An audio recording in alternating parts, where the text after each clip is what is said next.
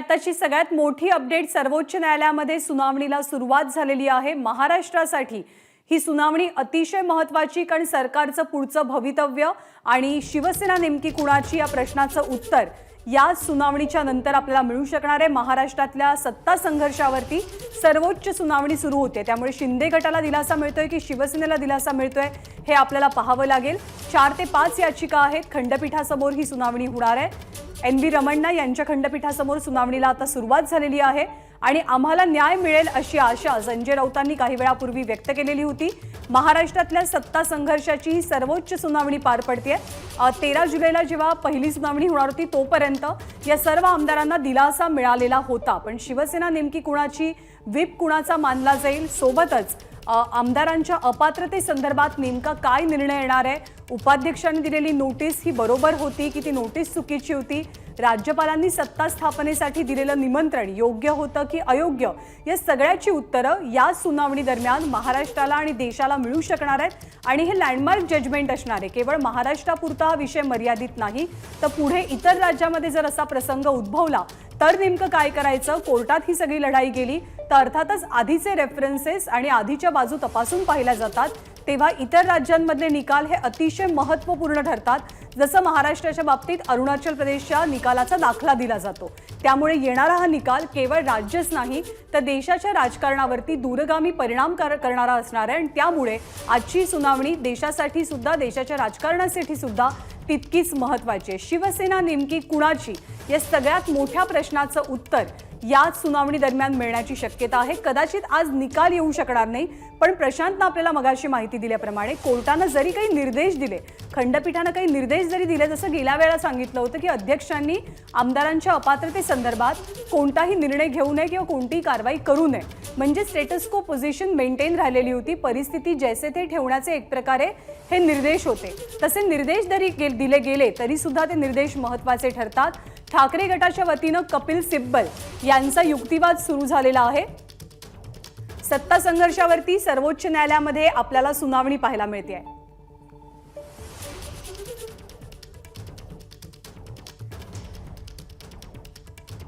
सर्वोच्च न्यायालयात एकंदरीत पार पडणारी ही तिसरी सुनावणी आहे। पहिली सुनावणी ही जून अखेरला झालेली होती, तेव्हा अर्थातच आमदार अपात्र होणार की नाहीत हा महत्त्वाचा मुद्दा होता, पण या सगळ्या आमदारांना 12 जुलैपर्यंत सुप्रीम कोर्टाकडून एक प्रकारे दिलासा दिला गेला। त्या दिवशीच्या सुनावणी दरम्यान सुप्रीम कोर्टाने 20 तारखेला पुढची सुनावणी होईल हे स्पष्ट केलेलं होतं। कदाचित आज निर्णय येऊ शकणार नाही, पण महत्त्वाचे निर्देश जर दिले गेले तर मात्र सत्ता संघर्षाला वेगळं वळण मिळू शकतं। ठाकरे गटाच्या वतीनं कपिल सिब्बल यांचा युक्तिवाद सुरू आहे। ठाकरे सरकार पाडताना संविधानाच्या नियमांची पायमल्ली झाल्याचं कपिल सिब्बल यांनी नमूद केलेलं आहे। एक महत्त्वाचा मुद्दा त्यांच्याकडनं मांडला जातोय सुप्रीम कोर्टातल्या सुनावणी दरम्यान। ठाकरे सरकार पाडताना संविधानाची पायमल्ली झाली, नियम पायदळीत उडवले गेले, ही भूमिका कपिल सिब्बल सध्या खंडपीठासमोर मांडतात।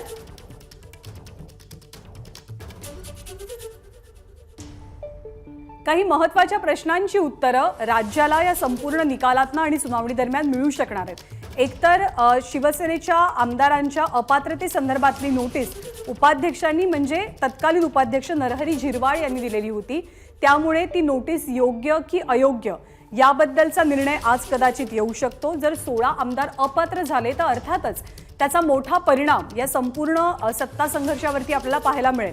प्रशांत आपल्याला अपडेट देतात। प्रशांत, कोर्टामध्ये सुनावणीला सुरुवात झाली आहे, नेमकं काय घडतंय? कपिल सिब्बल बाजू मांडतात।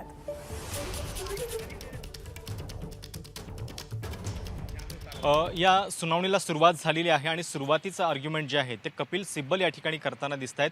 साहजिकच आहे की या संपूर्ण नाट्यामध्ये सगळ्यात महत्त्वाचा मुद्दा जो आहे तो घटनेची 10वी अनुसूची जी आहे ती ठरणार आहे आणि त्याच्यामध्ये पक्षांतरबंदी कायद्यासंदर्भातले जे नियम आहेत त्याचा हवाला जो आहे तो सिब्बल यांनी दिलेला आहे। त्यांचं म्हणणं आहे की अशा पद्धतीनं जर उल्लंघन होत राहिलं तर मग कुठलीही, म्हणजे राज्यातली अनेक सरकारे जी आहेत ती पाडली जाऊ शकतात आणि त्या मुद्द्यावरती त्यांनी आपला जो आर्ग्युमेंट जे आहे ते सुरू केलेला आहे।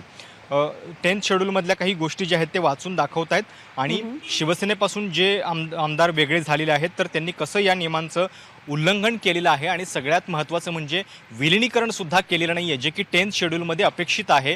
तुमची संख्या कितीही असलं तरी तुम्हाला शेवटी पर्याय जो आहे तो विलिनीकरणाचा असतो जेव्हा तुम्ही मूळ पक्षापासून दूर होता. तर या केसमध्ये ते झालेलं नाही आहे, हे सुप्रीम कोर्टाच्या निदर्शनास कपिल सिब्बल यांनी आणून दिलेलं आहे. प्रशांत, आपण आतापर्यंतचे अपडेट सांगूयात की सुनावणीला सुरुवात झालेली आहे आणि विलिनीकरण गरजेचं आहे या मुद्द्यावरती खरं तर आधीपासूनच शिवसेनेचे उर्वरित नेते असोत किंवा सगळे आमदार यांचाही भर आपल्याला पाहायला मिळालेला. कपिल सिब्बल यांनी सुप्रीम कोर्टात युक्तिवाद करायला सुरुवात केली आहे. व्हिपचं उल्लंघन केल्यामुळे बंडखोर आमदार हे अपात्र ठरतात असा मुद्दा कपिल सिब्बल उपस्थित करतात.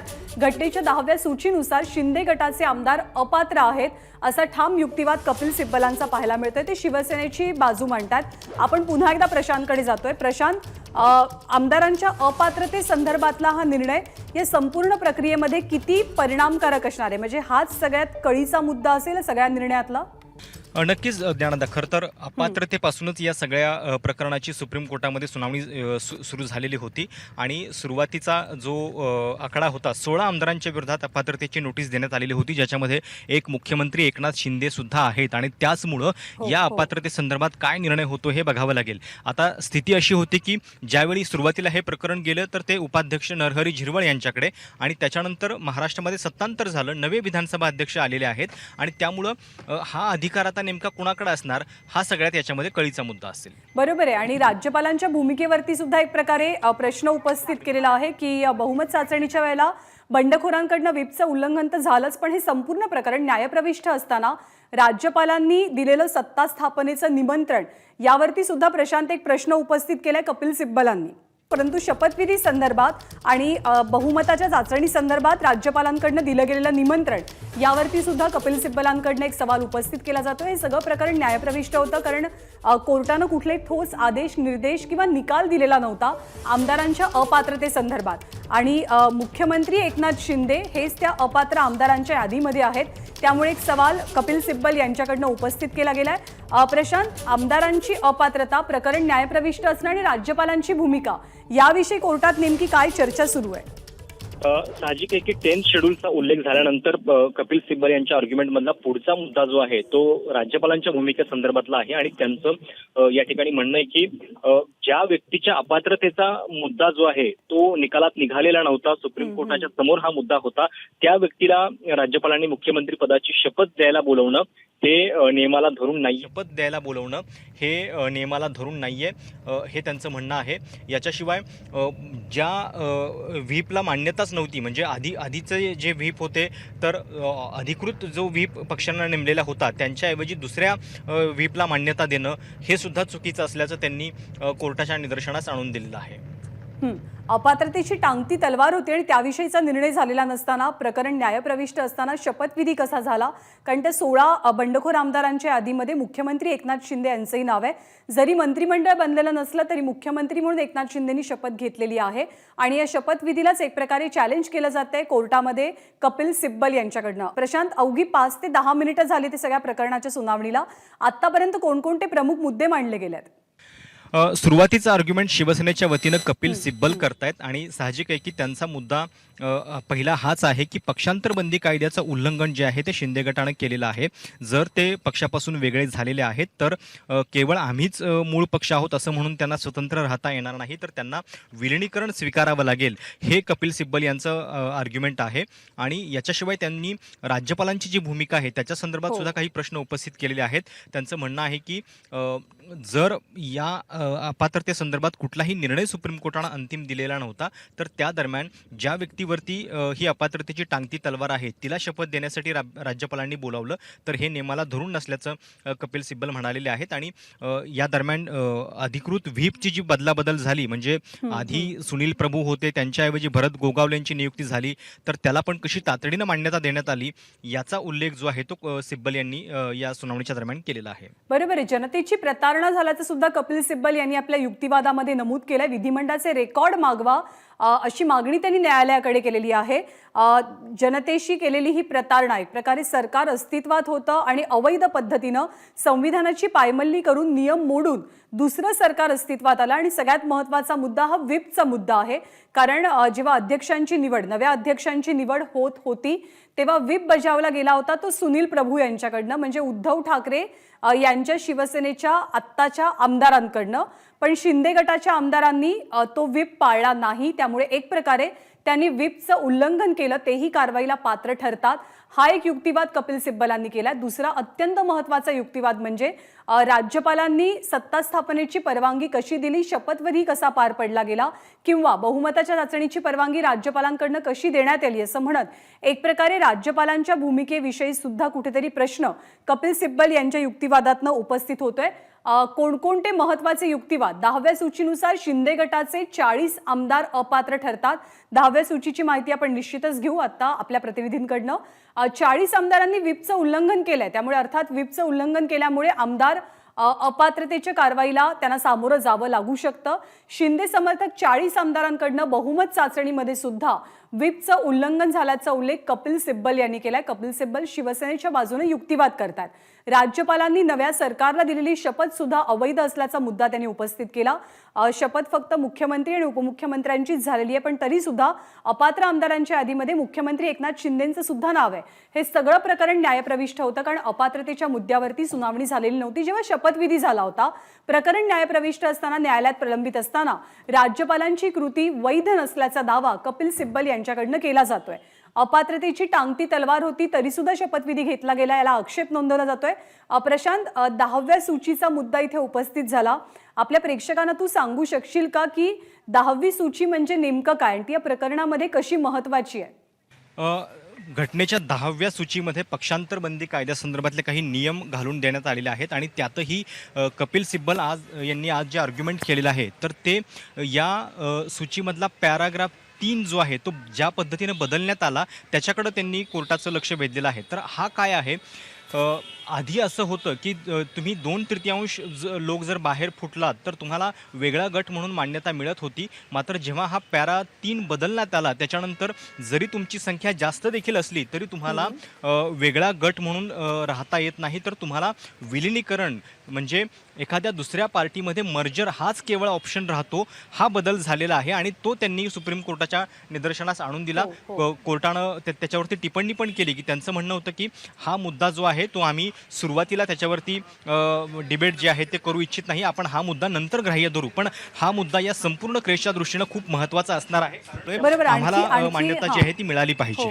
त्यामुळे या सगळ्या संदर्भात कोर्टात नेमकं काय ग्राह्य धरलं जातं हे बघावं लागेल. प्रशांत, आपण आणखी काही अपडेट सांगूयात की अभिषेक मनु सिंघवी आता ठाकरे गटाकडनं युक्तिवाद करायला त्यांनी सुरुवात केली आहे.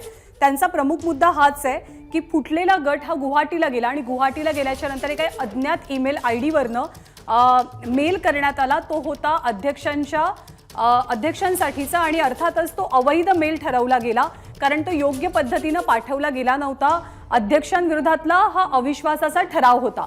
ठाकरेंचे वकील अभिषेक मनु सिंघवी यांचा युक्तिवाद आता सुरू झालेला आहे. सुरुवातीला कपिल सिब्बल यांनी शिवसेनेची बाजू मांडली.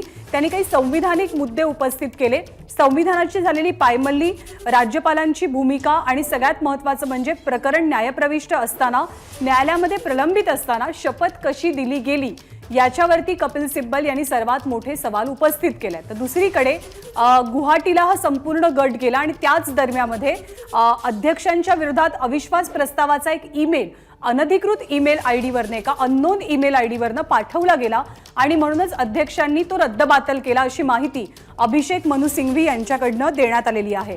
प्रशांत, आत्ता नेमकं काय घडतंय, कोण युक्तिवाद करतंय?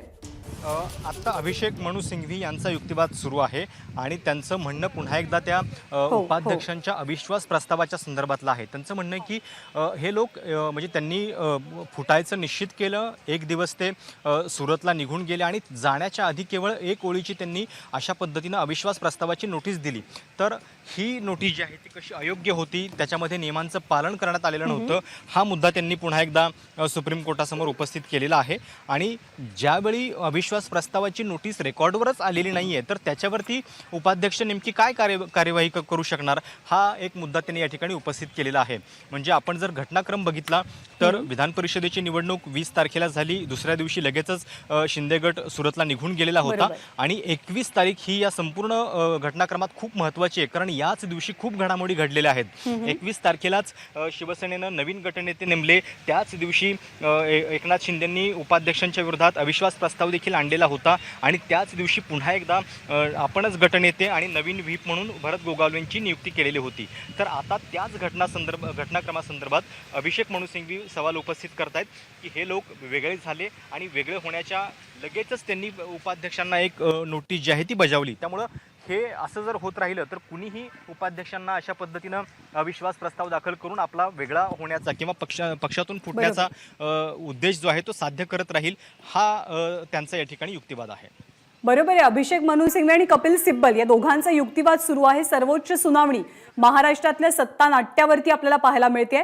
2-3 प्रमुख मुद्दे आतापर्यंत मांडले गेलेले आहेत. सगळ्यात प्रमुख मुद्दा हाच आहे की बंडखोरांचा निर्णय हा न्यायप्रविष्ठ असताना त्यांच्याबद्दलचा शपथविधीचा प्रकार कसा काय घडला, संविधानाची पायमल्ली केली गेली आणि जर बंडखोर योग्य तर उपाध्यक्षांचा निर्णय हा अयोग्य कसा ठरवला जातो. उपाध्यक्ष म्हणजे तत्कालीन उपाध्यक्ष नरहरी झिरवाळ. आपल्यासोबत अभिजित करंडे सुद्धा आहेत. अभिजित, तुझ्याकडे नेमके काय अपडेट्स आहेत? आतापर्यंत नेमके कोणकोणते मुद्दे चर्चेत महत्त्वाचे ठरले, सुनावणीत महत्त्वाचे ठरले? सुनावणीतले अत्यंत महत्त्वाचे मुद्दे, जसं आता प्रशांत सांगत होता की आधी कपिल सिब्बल यांनी युक्तिवाद केला आणि त्यानंतर अभिषेक मनु सिंघवी आता युक्तिवाद करतात. त्यानंतर अभिषेक मनु सिंघवी आता सांगतायत की 10 शेड्यूलनुसार 2/3 आमदार जरी फुटले तरी त्यांना एखाद्या दुसऱ्या पार्टीमध्ये मर्ज व्हावं लागतं आणि तोच नियम आहे. मात्र त्या नियमाला जो आहे तो इथं फाटा दिला जातोय आणि स्प्लिटचं जे प्रावधान आहे, जे वाजपेयी सरकारनं रद्दबातल ठरवलं होतं, त्याच्यामुळे यांना वेगळा पक्ष म्हणून किंवा वेगळा गट म्हणून इथं स्थापित होता येणार नाही. त्यांना मर्ज व्हावं लागेल आणि त्यांना ते स्वतःला ते भाजपा सांगत नाही आहेत आणि ते स्वतःला शिवसेना सांगतायत. तर त्याबद्दलचा आक्षेप जो आहे तो अभिषेक मनु सिंघवी यांनी इथे घेतलेला दिसतोय. दुसरीकडे अभिषेक मनु सिंघवी यांनी असंही म्हटलंय की ज्या पद्धतीनं डेप्युटी स्पीकर गुवाहाटीला जाताना त्यांनी डेप्युटी स्पीकर जे होते नरहरी झिरवाळ यांच्या विरोधात एक नोटीस दिली आणि अविश्वास प्रस्ताव त्यांच्या विरोधात पाठवला आणि तो सुद्धा त्याच्याबद्दल एक ॲफिडेव्हिट जे आहे ते नंतर विधिमंडळ सचिवांनी जे दिलं आहे ते सुद्धा रिजेक्ट करण्यात आलेलं होतं. त्यामुळे हे सगळे मुद्दे जे आहेत ते आता कोर्टामध्ये मांडले जातात अभिषेक मनु सिंघवी यांच्याकडून. दुसरा एक मुद्दा त्यांनी खूप महत्त्वाचा मांडलेला आहे, तो गव्हर्नर यांच्याबद्दलचा आहे, म्हणजे राज्यपालांबद्दलचा. ते म्हणतात की आपण गव्हर्नरला होली काऊ समजतो आहोत, मात्र इथं जी गोष्ट घडते किंवा महाराष्ट्रात जी गोष्ट घडते ती कम्प्लिटली वेगळी आहे. त्याच्यामुळे अभिषेक मनु सिंघवी यांनी राज्यपाल भगतसिंग कोश्यारी यांनी या प्रकरणामध्ये जी काही कार्यवाही मोठी बातमी आहे, ती मोठी बातमी आपण आपल्या प्रेक्षकांना सांगूया की 10व्या सूचीनुसार फुटीर गटानं दुसऱ्या पक्षामध्ये मर्ज होणं किंवा दुसऱ्या पक्षामध्ये विलीन होणं हे अनिवार्य असल्याचं अभिषेक मनु सिंघवी यांनी म्हटलं. आपण प्रशांतकडे जातोय. Prashant, merger is the only defence असा युक्तिवाद अभिषेक मनु सिंघवींकडनं केला जातोय. म्हणजे दुसऱ्या पक्षामध्ये जाणं अनिवार्य आहे, हा फोकसचा मुद्दा दिसतोय सध्या. साहजिक आहे, कारण पक्षांतर बंदी कायद्यामध्ये नंतर जे बदल झालेले होते, वाजपेयींच्या काळामध्येच ते बदल झालेले होते आणि याच बदलामध्ये हे नमूद केलेलं आहे की केवळ तुमची संख्या 2/3 असून उपयोग नाही आहे, तर 2/3 पेक्षा जास्त जरी असली तरी तुम्हाला विलिनीकरणच करावं लागतं. आणि तोच मुद्दा या ठिकाणी अभिषेक मनु सिंघवींनी कोर्टासमोर उपस्थित केलेला आहे. त्यांनी सांगितलं की हे फुटून गेलेले जे लोक आहेत ते असं म्हणतात की आम्ही BJPमध्ये जाणार नाही किंवा आम्ही शिवसेना आहोत, पण हा त्यांचा डिफेन्स असू शकत नाही, कारण त्यांच्याकडे पर्याय जो आहे तो केवळ विलिनीकरणाचाच आहे आणि तेच या पक्षांतर बंदी कायद्यातल्या नव्या बदलांना अनुकूल आहे किंवा अपेक्षित आहे. कारण हा कायदाच मुळात यासाठी आणला गेलेला आहे की अशा पद्धतीनं कुणीही सत्तेसाठी इकडून तिकडं जाऊ नये, संख्या आपल्याकडे आहे म्हणून सरकार पाडू नयेत, हा उद्देश या संपूर्ण कायद्याचा आहे आणि त्या कायद्याला हरताळ फासला जातो आहे. म्हणजे आपण वारंवार 2/3चा जो साधारणपणे एक नैतिकतेसाठी मुद्दा उपस्थित केला जातो की 2/3 खासदार किंवा आमदार बाजूला आहेत म्हटल्यानंतर या फुटीला अधिकृतता मिळते, तर तसं आता या कायद्यामध्ये नाही आहे. कारण जरी तुम्ही वेगळे झालात तरी सुद्धा तुम्हाला मग विलिनीकरण करावं लागतं. तुम्ही स्वतंत्र अस्तित्व तुमचं ठेवू शकत नाही आणि ते विलिनीकरण आत्ताच्या केसमध्ये झालेलं नाही आहे. कारण शिंदे गट वारंवार म्हणतोय की आम्ही फक्त शिवसेना आहोत, आम्ही इकडून तिकडे कुठेही गेलेलो नाही आहेत. त्यामुळं हा सुद्धा एक खूप कळीचा मुद्दा या संपूर्ण सुनावणीच्या दरम्यान आहे. आणि अभिषेक मनु सिंघवींनी पुन्हा एकदा कोर्टाला हे पण सांगण्याचा प्रयत्न केलेला आहे की या आमदारांना मतदान करण्याचा अधिकार जो आहे तो मिळायला नव्हता पाहिजे होता. कारण केवळ कायद्याचा प्रश्न नाही, कारण हा नैतिकतेचा प्रश्न आहे. कारण या आमदारांच्या अपात्रतेसंदर्भातला निर्णय झालेला नव्हता आणि त्याआधीच फ्लोर टेस्टमध्ये त्यांना मतदान करता आलं. हा मुद्दा सिंघवींनी या ठिकाणी उपस्थित केला आहे. घटनेनुसार आम्हाला निर्णय द्यावा अशी विनंती कोर्टाकडे शिवसेनेच्या आणि ठाकरे गटाच्या वकिलांकडून केली जाते. विलिनीकरण झालेलं नाहीये, अपात्रतेची कारवाई नाही, मग फ्लोर टेस्ट व्हॅलिड कशी मानायची असा महत्त्वाचा मुद्दा अभिषेक मनु सिंघवी यांनी उपस्थित केला. आपण अभिजितकडे जातोय. अभिजित, किती ट्रिकी प्रश्न आहे हा शिंदे गटासाठी, कारण ते गट म्हणून त्यांनी कुठलं पत्रही दिलेलं नाहीये, ते शिवसेनेतनं ऑफिशियली बाहेरही पडलेले नाहीयेत ना, ते कुठल्याही पक्षामध्ये विलीन झालेत. त्यामुळे हा मुद्दा शिंदे गटासाठी किती कळीचा. नक्कीच अत्यंत महत्त्वाचा मुद्दा सिंघवींनी मांडलेला आहे. सिंघवी असं म्हणतात इथं की हा फक्त केवळ राजकीय प्रश्न नाहीये, तर मॉरल, एथिकल आणि लीगल आणि कॉन्स्टिट्युशनल आस्पेक्ट आहे हा. त्यामुळे आपण हा मुद्दा अत्यंत संवेदनशीलपणे पाहिला पाहिजे कोर्टाने याकडे, असं त्यांचं म्हणणं आहे. दुसरी गोष्ट सिंघवी इथं जे म्हणतात की ते स्पीकर जे आहेत किंवा आत्ताचे जे अध्यक्ष आहेत त्यांच्याकडे आम्ही डिस्क्वालिफिकेशनच्या ज्या नोटीस आहेत त्याच्यावरती यांनी काहीच कारवाई केली नाही आहे. ते त्या सगळ्या कार्यावर पेपरवरती फक्त बसून आहेत त्या फाईलवरती आणि ते कुठल्याही नोटिसेसुद्धा साध्या इश्यू करू शकलेले नाही आहेत आत्तापर्यंत. त्याच्यामुळे आत्ता सिंघवीने अशी मागणी केली की your lordship can even direct interim disqualification, कमीत कमी अंतरिम डिस्क्वालिफिकेशन तरी किमान या सगळ्या आमदारांचं करावं, अशी मागणी, मोठी मागणी जी आहे ती आत्ता सिंघवींनी कोर्टाकडे केलेली आहे. आणि सिब्बल आता जे आहेत ते त्यांनी सिब्बल आता पुन्हा एकदा कोर्टासमोर आपली बाजू मांडत आहेत. मात्र ही अत्यंत महत्त्वाची गोष्ट आहे की दोन मुद्द्यांवरती ठाकरे गटाकडून किंवा ठाकरे गटाचे जे वकील आहेत अभिषेक मनु सिंघवी आणि सिब्बल यांच्याकडून फोकस केला जातोय. एक जो आहे तो स्प्लिटचा आहे. स्प्लिटचं प्रावधान नसल्यामुळे 2003च्या दुरुस्तीनुसार तुम्हाला हा गट जो आहे तो 40 आमदारांचा तो कमीत कमी तुम्हाला मर्ज करावा लागेल, त्याच्याशिवाय दुसरा पर्याय नाही. हा एक. आणि दुसरी गोष्ट की अध्यक्षांनी जे डिस्क्वालिफिकेशन नोटीस ज्या आहेत बजावलेल्या त्यांच्यावरती कारवाई करावी. कमीत कमी अध्यक्षांनी या सगळ्या आमदारांचं अंतरिम त्यांचं डिस्क्वालिफिकेशन करावं, जेणेकरून त्यांना यापुढच्या कुठल्या प्रोसिडिंगमध्ये भाग घेता येईल. अभिजित, आत्ताची की अंतरिम आदेश देत आमदारांना अपात्र ठरवावं अशी मागणी अभिषेक मनु सिंघवी यांच्याकडनं केली जाते. अपडेट प्रशांत देतात. प्रशांत, साहजिक आहे की कारण ज्या पद्धतीनं हे सगळं प्रकरण घडलं याच्यामध्ये अपात्रतेचा मुद्दा जो आहे तो खूप महत्त्वाचा आहे. आणि सिंघवींनी एक खूप महत्त्वाचा मुद्दा कोर्टात मांडलेला आहे. त्यांचं म्हणणं आहे की नवीन अध्यक्ष आलेले आहेत तर त्यांनी या अपात्रतेचे निर्णय घेणं आता कायद्याला योग्य ठरणार नाही. कारण जे आधीचे सगळे प्रलंबित मुद्दे आहेत त्याच्या संदर्भातला निर्णय जो आहे तो होणं आवश्यक आहे. कारण म्हणजे राजकीयदृष्ट्या जर आपण बघितलं तर अध्यक्ष जे आहेत ते नवीन आलेले आहेत, ते सत्ताधारी पक्षाचे त्यांनी नेमलेले अध्यक्ष आहेत आणि त्यामुळं जरी ते पद कितीही निरपेक्ष असलं तरी सुद्धा हे निर्णय कसे होतात हे आपल्याला व्यवहारामध्ये माहिती आहे. आणि त्यामुळं सिंघवींनी हा मुद्दा जो आहे तो उपस्थित केलेला आहे की नव्या अध्यक्षांनी आमच्या ज्या गोष्टी आहेत किंवा आमच्या याचिकांवरती कुठलाही निर्णय घेतला नाही, त्या प्रलंबित ठेवल्या. मात्र इतरांच्या जेव्हा अपात्रतेच्या नोटीस आल्या त्याच्यानंतर मात्र आमच्या बाबतीत लगेच कार्यवाही झाली. म्हणजे जे उरलेले आमदार होते 14 आमदार की ज्यांनी विरोधात मतदान केलं म्हणून त्यांच्यावरती कारवाईची नोटीस आली, तर नवे अध्यक्ष राहुल नार्वेकर यांनी त्यांना तातडीनं कारणे दाखवा नोटीस जी आहे ती बजावलेली होती. तर हा जो बदल आहे कार्यशैलीतला त्याच्याकडे सिंघवींनी सुप्रीम कोर्टाचं लक्ष वेधलेलं आहे. बरोबर. शिंदे गटाकडनं हरीश साळवेंचा युक्तिवाद सुद्धा सुरू झालेला आहे. एकनाथ शिंदे यांची बाजू मांडतात हरीश साळवे, त्यांचा युक्तिवाद सुरू होत आहे. अभिजित आपल्याला त्याविषयीची माहिती देईल. अभिजित, नक्कीच अत्यंत महत्त्वाचा युक्तिवाद जो आहे तो हरीश साळवे यांच्याकडून सुरू करण्यात आलेला आहे. त्यांनी असं स्पष्टपणे म्हटलेलं आहे की 10 शेड्यूलनुसार जे तुम्ही म्हणताय की त्यांना अपात्रतेची कारवाई त्यांच्यावरती होऊ शकते, मात्र हा जो सगळा नियम आहे तो लीडरचा फ्लॉक आणि लॉक सिच्युएशनमध्ये असं त्यांचं म्हणणं आहे. दुसरीकडे ते असं म्हणतात की जर पार्टीच्या अंतर्गत लोकशाहीला जर धोका पोहोचलेला असेल आणि जर डिस्क्वालिफिकेशनमुळे तसं होणार असेल तर त्याला ती गोष्ट होणं चुकीचं आहे.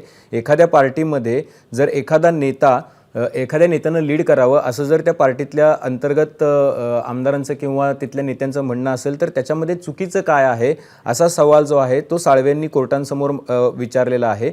म्हणजे स्पष्टपणे आता आपण इथं बघतोय की साळवेंनी याच गोष्टीवरती फोकस केलेला आहे की शिंदेंना वेगळा गट म्हणून मान्यता जी आमदारांनी दिलेली आहे किंवा खासदारांच्या कालच्या गटाला सुद्धा जी मान्यता मिळालेली आहे तर त्यानुसार शिंदे हे शिवसेनेचे एक मोठे नेते किंवा मुख्य नेते म्हणून समोर आलेले आहेत आणि तो वेगळा निर्णय घेतला तर त्याच्यामध्ये चुकीचं काय आहे. एखाद्या नेत्यानं लीड करावा असा निर्णय जर त्या पक्षातल्याच नेत्यांनी जर घेतला असेल सर्वानुमते आणि ज्याच्याकडे मेजॉरिटी आहे अशा नेत्यांनी जर घेतला असेल त्यात काय चुकीचं आहे असं हरीश साळवे आता कोर्टांसमोर विचारत आहेत. ज्ञानदा, बरोबर आहे, कारण हाच अतिशय महत्त्वाचा मुद्दा या संपूर्ण निर्णयामध्ये असणार आहे. शिंदे गटाकडनं हरीश साळवेंनी आपला युक्तिवाद सुरू केलेला आहे. जर पक्षाला दुसरा नेता हवा आहे तर त्यामध्ये गैर काय. एखाद्या पक्षातल्या काही आमदारांनी त्यांच्याकडे असलेली मेजॉरिटी दाखवली, बहुसंख्या दाखवली आणि त्यांनी त्यांचा वेगळा नेता निवडला तर त्यामध्ये गैर काय, चुकीचं काय असा युक्तिवाद हरीश साळवे यांच्याकडनं केला जातोय. याविषयीचे आणखी अपडेट अभिजितकडनं आपण घेऊयात. अभिजित, साळवे अजून पुढे असंही म्हणतात ज्ञानदा की the moment you gather enough strength within the party and stay within the party, म्हणजे तुम्ही पार्टीमध्येच एक मोठ्या पद्धतीचा बळ स्वतःकडे घेता आणि पार्टीमध्येच राहता आणि ती ही पार्टी सोडत नाही, तो पक्ष तुम्ही सोडत नाही आणि त्यावेळेला तुम्ही हाऊसमध्ये म्हणता की आम्ही या पक्षाला काही पराभूत करू इच्छित नाही, म्हणजे आम्ही आमच्याच पक्षाच्या विरोधात उभे नाही आहोत. त्यावेळेला ते दॅट इज नॉट डिफेक्शन, म्हणजे ती काही अपात्रतेचं ही होऊ शकणार नाही, म्हणजे कसोटी होऊ शकणार नाही असं साळवेंचं म्हणणं आहे. डिफेक्शन कधी होते साळवे म्हणतात तर साळवे असं म्हणतात की ज्या वेळेला तुम्ही एखादा पक्ष सोडून दुसऱ्या पक्षाशी हातमिळवणी करता आणि तुम्ही मूळ पक्षाच्या सोबत राहत नाही. म्हणजे एकनाथ शिंदेंनी जर शिवसेना सोडून भाजपशी हातमिळवणी केली असती आणि मूळ शिवसेनेसोबत ते राहिले नसते तर त्यांच्यावरती डिफेक्शनची कारवाई केली जाऊ शकत होती. मात्र या केसमध्ये त्यांना पक्षातूनच बळ मिळालेलं आहे, ते पक्षामध्येच आहेत, पक्षातले लोक त्यांच्यासोबत आहेत, त्यांनी पार्टी सोडलेली नाही, किंबहुना त्यांच्या पक्षातल्या नेत्यांनी. मोठी बातमी, अत्यंत मोठी बातमी जी प्रेक्षकांना सांगतो की दुसऱ्या पक्षामध्ये सामील होणं म्हणजेच बंडखोरी असं हरीश साळवेंनी म्हटलंय. सुप्रीम कोर्टात हा मोठा युक्तिवाद हरीश साळवेंकडनं केला जातोय. प्रशांत याबद्दलचे अपडेट देतात. प्रशांत, ज्ञानदा, या सगळ्यात कळीचा मुद्दा हाच आहे की शिंदे गटानं कुठलाही नवीन गट स्थापन केलेला नाही आणि त्याचंच कायदेशीरदृष्ट्या बचाव समर्थन जे आहे ते हरीश साळवे करतायत. त्यांचं म्हणणं आहे की डिफेक्शन म्हणजे पक्षांतर केव्हा होतं की जेव्हा तुम्ही तुमचा पक्ष सोडता. इथं तसं काही झालेलं नाहीये आणि त्यांनी पक्षांतर बंदी कायद्यातल्या त्या तरतुदींच्या वरती सुद्धा बोट ठेवलेलं आहे. त्यांचं म्हणणं आहे की असं नाही होऊ शकत की जर त्याच पक्षातला एखादा नेता बहुमताच्या आधारावरती आपल्या नेत्याला आव्हान देऊ इच्छित असेल तर त्याला पक्षांतर बंदी कायद्यानं रोख का असावी, हा त्यांचा म्हणणं आहे. की जर त्यांना दुसऱ्या कुठल्याही पक्षामध्ये जायचं नाहीये पण बहुसंख्य लोक एकत्रित येऊन आपल्या पक्षामध्ये काही आवाज उठवत असतील तर ते लोकशाहीला धरून आहे आणि हाच सगळ्यात कळीचा मुद्दा असणार आहे. कारण शिवसेनेच्या या संपूर्ण बंडखोर आमदारांना दुसरा गट दुसऱ्या पक्षामध्ये जायचं नाहीये, त्यांना शिवसेनेतच राहायचं आहे आणि ते पक्षांतर बंदी कायद्याच्या कचाट्यातनं वाचणार की नाही याच्यासाठी हा एक सगळ्यात कळीचा मुद्दा असेल की विलिनीकरणाचा पर्याय त्यांना मान्य करावा लागेल की आपल्याच पक्षामध्ये राहून त्यांनी लोकशाही दृष्ट्या हा आवाज उठवलेला आहे असं कोर्ट मान्य करेल. आणि त्या दृष्टीनं हरीश साळवेंनी हे आर्ग्युमेंट जे आहे ते केलेलं आहे. त्यांचं म्हणणं आहे की अशा पद्धतीनं आपल्याच पक्षामध्ये बहुमताच्या आधारावरती काही आवाज उठवणं हे पक्षांतर होऊ शकत नाही आणि त्या दृष्टीने त्यांचं आर्ग्युमेंट या ठिकाणी सुरू आहे. बरोबर आहे. अभिजितकडे काही अपडेट्स आहेत, आपण अभिजितकडे पण जातोय कारण कोर्टात युक्तिवाद सुरू झालाय, काही महत्त्वाचे मुद्दे उपस्थित होत आहेत. अभिजित, साळवे असं म्हणतात की अँटी डिफेक्शन लॉ जो आहे तो सेल्फ ऑपरेटिव्ह आहे, त्याची कुठलीही पिटिशन सध्या समोर नाहीये. त्यावेळेला CJI जे आहेत आपले रमण्णा, त्यांनी न्यायमूर्ती रमण यांनी इंटरजेक्ट केलं आणि ते म्हणाले की मला तुम्हाला ऐकायचं आहे सुरुवातीला, मात्र मला काही डाऊट्स आहेत, मी काय माझे कुठले मतं इथं प्रदर्शित करत नाहीये, पण ही एक सेन्सिटिव्ह केस आहे आणि त्यामुळे मी फक्त एक थॉट प्रोसेस शेअर करतो तुमच्याशी. त्यावेळेला CJI असं म्हणतायत की आफ्टर रिमूव्हल ऑफ पॅरा 3 म्हणजे पॅरा 3 जो आहे 10 शेड्यूलमधला तो रिमूव्ह केल्यानंतर स्प्लिटची जी कन्सेप्ट आहे म्हणजे स्प्लिटची जी कन्सेप्ट आहे तीच जर रिकग्नाइज होत नसेल किंवा त्याला जर मान्यता नसेल कायद्यानुसार तर मग त्याचे कॉन्सिक्वेन्सेस नेमके काय असणार आहे त्याच्याबद्दल साळवे असं म्हणतात की पॅरा 3 बद्दलचं जे आर्ग्युमेंट आहे तेच मूळ घोस्ट आहे, अशा पद्धतीचा आर्ग्युमेंट जे आहे ते साळवेंनी केलंय आणि ते CJIना असं सुचवत आहेत की तुम्ही पॅरा नंबर 2 सुद्धा त्यातला बघा. नेमके कायदेशीर बाबींचा इथं कीस पाडला जातोय. मात्र आपण जर लक्षात घेतलं तर हरीश साळवे यांनी खूप महत्त्वाचा मुद्दा जो आहे ज्याच्यावरती फोकस केलेला आहे तो त्यांच्याकडूनचा जो मुद्दा आहे तो आहे की एखाद्या पक्षातला नेता आपल्या पक्षातल्या सर्वोच्च नेत्याला जर आव्हान देत असेल आणि तेही बहुमताच्या जोरावरती आव्हान देत असेल, तो स्वतःची पार्टी सोडत नसेल, कुठल्या दुसऱ्या पार्टीशी हातमिळवणी करत नसेल, तर ते डिफेक्शन होत नाही आणि हे पक्षांतर्गत लोकशाहीच्या मूल्यांना किंवा आधारावरती ते सगळं होत असेल तर त्याला डिफेक्शनचा कायदा लागू होत नाहीये. आणि आता पुन्हा एकदा हरीश साळवे जे आहेत ते युक्तिवाद त्यांनी चालू केलेला आहे. बरोबर आहे. सगळ्यामध्ये सीजेआय यांनी एक महत्त्वाचा मुद्दा सुद्धा उपस्थित केला की आमची एक शंका आहे, आम्ही कोणती टिप्पणी नाही करणार कारण हा सगळा राजकीय विषय आहे, पण एखाद्या पार्टीमध्ये जर स्प्लिट झालेली नाही, बंटवारे के बिना व्हिप जारी होने का क्या परिणाम होगा असा प्रश्न सुद्धा कोर्टामध्ये उपस्थित सीजेआय यांच्या वतीनं करण्यात आलाय. हरीश साळवे युक्तिवाद करतात, व्हिपचं उल्लंघन केलं असेल तर पक्षांतर बंदी कायदा लागू होतो असा युक्तिवाद सर्वोच्च न्यायालयामध्ये सध्या सुरू आहे आणि पक्ष सोडला असेल तरच पक्षांतर बंदी कायद्यानुसार कारवाई करता येते असं हरीश साळवेंनी म्हटलंय. अपडेट प्रशांत देतात. प्रशांत. ज्ञानदा, अजून एक अत्यंत महत्त्वाचं आर्ग्युमेंट हरीश साळवेंनी केलेलं आहे. त्यांचं म्हणणं आहे की ज्यावेळी मुख्यमंत्री राजीनामा देतात आणि नवीन सरकार बनतं त्यावेळी या सगळ्या अशा पद्धतीनं स्प्लिटचा विषय जो आहे तो वेगळ्या अँगलनं चर्चेला गेला पाहिजे. त्यांचं म्हणणं आहे की अशा पद्धतीनं म्हणजे आपल्या या केसमध्ये असं झालं आहे की मुख्यमंत्री उद्धव ठाकरे यांनी राजीनामा दिला, त्याच्यानंतर पुन्हा नवीन सरकार स्थापन झालेलं आहे आणि त्यावेळी वेगळं पाऊल उचलणं हे पक्षांतर ठरू शकत नाही, कारण हे सगळे लोक जे आहेत ते बहुमतानं एक निर्णय घेत आहेत आणि बहुमताने निर्णय घेऊन त्यांनी सरकारसोबत राहण्याचा निर्णय जो आहे तो त्यावेळी घेतलेला आहे. त्यामुळं पक्षांतरबंदी कायद्या संदर्भातले जे सगळे विषय आहेत त्याचा किस जो आहे तो या ठिकाणी पाडला जातोय आणि सगळ्यात महत्त्वाचा मुद्दा पुन्हा एकदा तोच आहे की 2/3 मर्यादा जी आहे ती लागू राहते की नाही, की त्याचं उल्लंघन केल्यानंतर नेमकं अस्तित्व जे आहे ते काय असतं, स्वतंत्र पक्ष स्वतंत्र गट म्हणून त्यांना राहता येईल की केवळ विलिनीकरण हा एक पर्याय त्यांच्या समोर असेल, हा सुद्धा मुद्दा या ठिकाणी कोर्टामध्ये चर्चेला जातो. अभिजितकडे काही अपडेट्स आहेत? अभिजित. ज्ञानदा, इथं पॅरा नंबर 2चा जो उल्लेख साळवेंनी केला होता तो त्यांनी वाचून दाखवलेला आहे. जर एखाद्या आमदाराने किंवा एखाद्या नेत्याने व्हॉलेंटरीली पार्टीची मेंबरशिप जी आहे ती गिवअप केली असेल किंवा व्हीपचा जर अनादर केला असेल तर ती कारवाई होऊ शकते असं हरीश साळवे म्हणतायत. आणि दुसरीकडे त्यांनी असं एक महत्त्वाचं विधान इथं केलेलं आहे.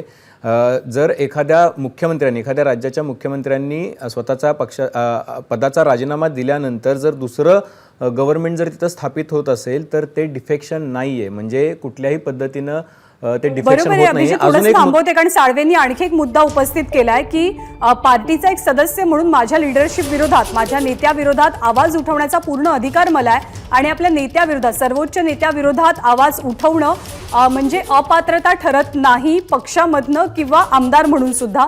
त्यामुळे हरीश साळवेंनी उपस्थित केला हा आणखी एक महत्त्वाचा मुद्दा आहे.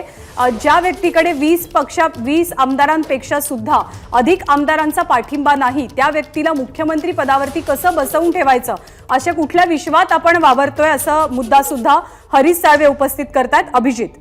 त्याचबरोबर हरीश साळवेंनी हे ज्याला म्हटलेलं आहे की केवळ 20 आमदारांचा पाठिंबा असलेल्या माणसाला मुख्यमंत्री म्हणून कसं काय तुम्ही पदावरती बसू देतात, त्याच्यानंतर पुढे अजून एक हरीश साळवे मुद्दा मांडतात, तो अत्यंत महत्त्वाचा आहे की पक्षाच्या आतमध्ये पक्षाच्या भूमिकेत राहून किंवा चौकटीत राहून जर तुम्ही नेत्याविरोधात आवाज उठवत असाल ती लक्ष्मण रेषा क्रॉस न करता, म्हणजे की कुठल्याही पद्धतीने दुसऱ्या पक्षाची हातमिळवणी न करता, पार्टी न सोडता, ती लक्ष्मण रेषा क्रॉस न करता जर तुम्ही आवाज उठवत असाल नेत्याविरोधात तर ते डिफेक्शन ठरत नाही, ती कृती जी आहे ती डिफेक्शन ठरत नाही. इथं स्पष्टपणे एका पद्धतीनं हरीश साळवेंकडून प्रयत्न असा आहे की जी कृती एकनाथ शिंदेंनी पक्षाच्या चौकटीत राहून केलेली आहे, एक गव्हर्नमेंट उद्धव ठाकरेंच्या राजीनाम्यानंतर जे स्थापित केलेलं आहे ते गव्हर्नमेंट स्थापित केल्यानंतरची त्याला एक कायदेशीर प्रोटेक्शन मिळवण्याचा प्रयत्न जो आहे तो हरीश साळवे यांच्या युक्तिवादामधून दिसून येतोय. त्यातले 2 महत्त्वाचे मुद्दे, एक तर हे डिफेक्शन नाही, स्प्लिट नाही, कारण आपल्या पक्षातल्याच संख्याबळाच्या जोरावरती एकनाथ शिंदेंनी त्या पदावरती दावा केलेला आहे. त्यांनी पक्ष सोडलेला नाही, पार्टी सोडलेली नाही, कुठलाही व्हीप जो आहे त्याचं उल्लंघन केलेलं नाहीये, पार्टीची मेंबरशिप गिवअप केलेली नाही. आणि दुसरं त्यांचं अभिजित एक मोठी बातमी आपण सांगूयात. मोठी बातमी अशी की लक्ष्मण रेषेचं उल्लंघन न करता आवाज उठवणं ही बंडखोरी नाही, कारण शिंदे गटानं सातत्याने हेच म्हणलंय की आम्ही शिवसेना आहोत, आम्ही शिवसेनेसोबतच आहोत आणि शिवसेना म्हणूनच आम्ही आमची भूमिका मांडतोय. प्रशांत याबद्दलचे अपडेट देतील. प्रशांत.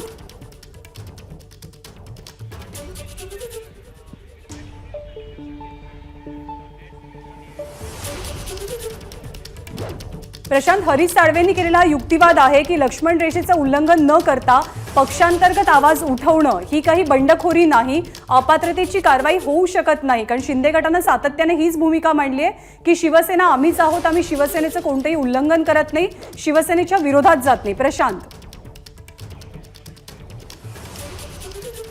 साहजिक आहे की जेव्हा हे सगळं बंडाचं स्क्रिप्ट लिहिलं गेलेलं असेल तेव्हा कायदेशीर सल्ले सुद्धा घेतले गेलेले असणार आहेत आणि याच सगळ्या गोष्टींचा विचार केला गेलेला असेल. कारण ही लक्ष्मण रेखा जी हरीश साळवे कोर्टामध्ये सांगतायत तर ही काय आहे? शिंदे गट पहिल्यापासून म्हणतोय की आम्ही कुठलीही पक्षविरोधी कारवाई केलेली नाही. म्हणजे त्यांचं म्हणणं आहे की आम्ही बाळासाहेब ठाकरेंचं हिंदुत्व पुढे नेतोय, आम्हीच खरी शिवसेना आहोत. तर हे सगळं जे स्क्रिप्ट आहे ते याच कायदेशीर तरतुदींसाठी आहे की त्यांना हे दाखवायचं आहे की आम्ही लोकशाही मार्गाने आमच्या पक्षामध्ये आवाज उठवलेला आहे आणि त्यामुळं आमचं बंड जे आहे ते प्रशांत, आधी हायकोर्टात का दाद मागितली नाही? सरन्यायाधीशांची सगळ्यात पहिली टिप्पणी या संपूर्ण प्रकरणामध्ये अभूतपूर्व स्थिती निर्माण झाल्यामुळे सर्वोच्च न्यायालयामध्ये धाव घेतली गेली, पण तुम्ही आधी हायकोर्टात का गेला नाही? प्रशांत, हाच मुद्दा पहिल्या सुनावणीच्या वेळेला सुद्धा उपस्थित झाला होता, सरन्यायाधीशांचा महत्त्वाचा मुद्दा की आधी उच्च न्यायालयात का गेला नाही, थेट सर्वोच्च न्यायालय का? नक्कीच. खरं तर अशा केसमध्ये सुप्रीम कोर्ट वारंवार हे म्हणतं की म्हणजे आधी हायकोर्टामध्ये याच्या संदर्भातले निर्णय व्हावेत. CJI रमण्णा यांची पीठावरनं पण हीच टिप्पणी होती की कर्नाटकच्या केसमध्ये सुद्धा त्यांनी हे सांगितलेलं होतं की अशा पद्धतीच्या केसेस पहिल्यांदा हायकोर्टामध्ये व्हायला पाहिजेत, पण तुम्ही थेट सुप्रीम कोर्टामध्ये आलात.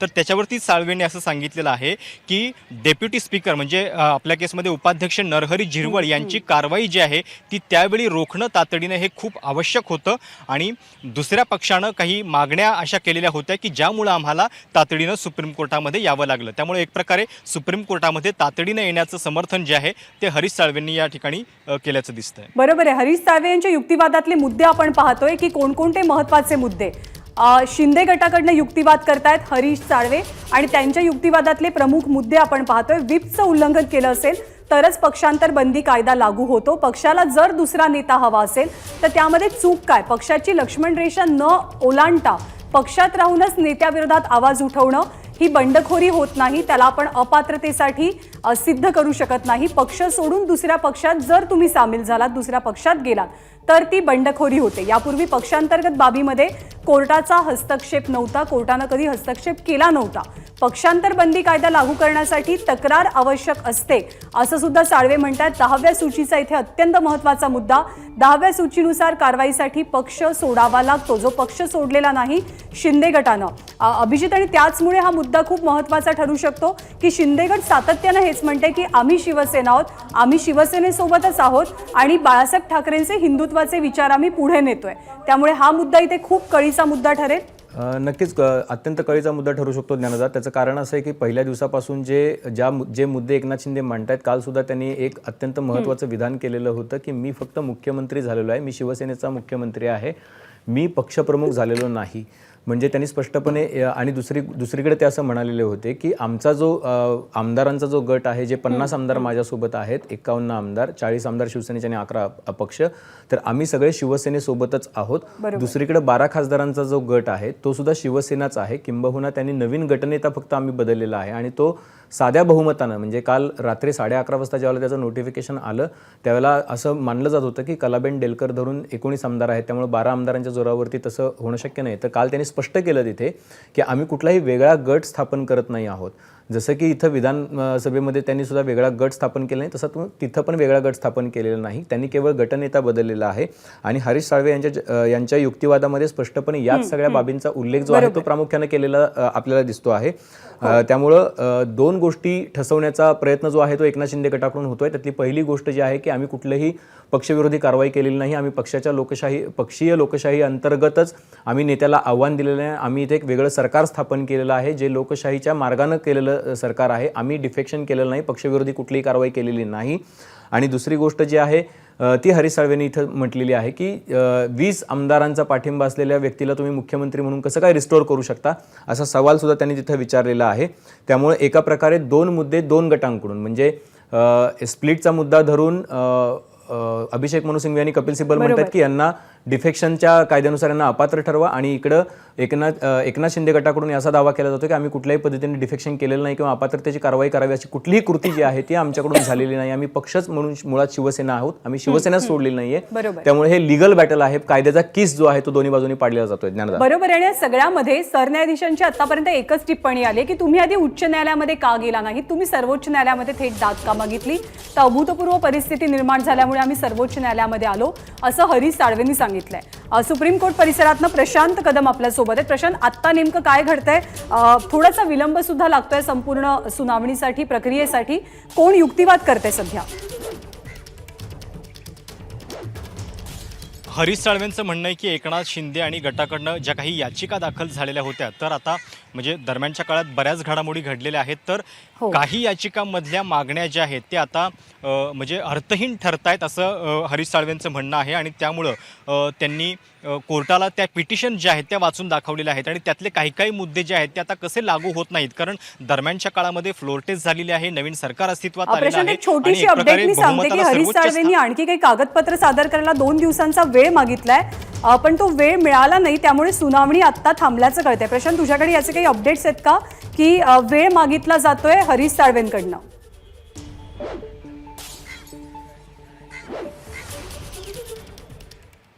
नक्कीच हरीश साळवे हे व्हिडिओ कॉन्फरन्सिंगच्या थ्रू युक्तिवाद करतायत. त्यांच्या युक्तिवादामध्ये काही अडथळे सुद्धा आलेले होते आणि त्यांचं म्हणणं हे होतं की काही याचिकांमधल्या मागण्या ज्या आहेत त्या आता अर्थहीन झालेल्या आहेत, कारण बऱ्याच राजकीय घडामोडी ज्या आहेत त्या या काळामध्ये घडलेल्या आहेत. आपण जसं वारंवार सांगत होतो की सुरुवात अपात्रतेपासून झालेली होती, मग आता उपाध्यक्षांच्या विरोधातला अविश्वास प्रस्तावासारखा मुद्दा आहे की ज्याचा आता काही रिलेव्हन्स आहे की नाही, हे सगळे प्रश्न आहेत. आणि त्यामुळं हरीश साळवेंचं कोर्टाला म्हणणं होतं की काही याचिकांमधले मुद्दे जे आहेत ते अर्थहीन झालेले आहेत आणि त्या याचिका ते कोर्टाला वाचून दाखवत होते. याच्याशिवाय काही कागदपत्र सादर करायला सुद्धा त्यांनी वेळ मागितलेला होता, पण आता ही सुनावणी जी आहे ती या मागणीमुळे थांबलेली नाहीये, तर सुनावणी जी आहे ती अजूनही सुरूच आहे. अच्छा, अभिजित आपल्याला काही अपडेट देणार आहे? अभिजित, सुनावणी सध्या सुरू आहे पण साळवे थोडासा वेळ मागता आहेत. कागदपत्र सादर करण्यासाठी हा अवधी हवा असल्याचं हरीश साळवेंनी म्हटलंय. या अभिजित, संपूर्ण सुनावणीमध्ये आतापर्यंत कोणते महत्त्वाचे मुद्दे समोर येत आहेत? 2 महत्त्वाचे मुद्दे. ज्ञानदा, जसं मी तुला सांगितलं की एकनाथ शिंदे गटाकडून आम्ही कुठलंही डिफेक्शन केलेलं नाहीये, आम्ही मूळ शिवसेना आहोत, त्यामुळे आमच्यावरती अपात्रतेची कारवाईच होऊ शकत नाही आणि पक्षांतर्गत लोकशाहीला धरून आम्ही आवाज उठवलेला आहे आणि पक्षाच्या नेत्याच्या विरोधात कुठली कृती न करता लोकशाही अंतर्गत आम्ही मुख्यमंत्री पदावरती दावा करून एक वेगळं सरकार स्थापन केलेलं आहे. हे 2 मुद्दे जे आहेत ते एकनाथ शिंदे गटाकडून स्थापित करण्याचा प्रयत्न आहे, ठसवण्याचा प्रयत्न आहे CJI आणि खंडपीठासमोर. आणि दुसरीकडे कपिल सिब्बल आणि अभिषेक मनु सिंघवी यांचा जो यासाठी मी थांबवते, कारण हरीश साळवे एका आठवड्याचा वेळ हा सध्या कोर्टाकडे मागत असल्याचं पाहायला मिळतंय. मला काही कागदपत्र सादर करायची आहेत आणि त्यासाठी साधारणतः आठवड्याभराचा अवधी द्या असं हरीश साळवेंनी म्हटलंय.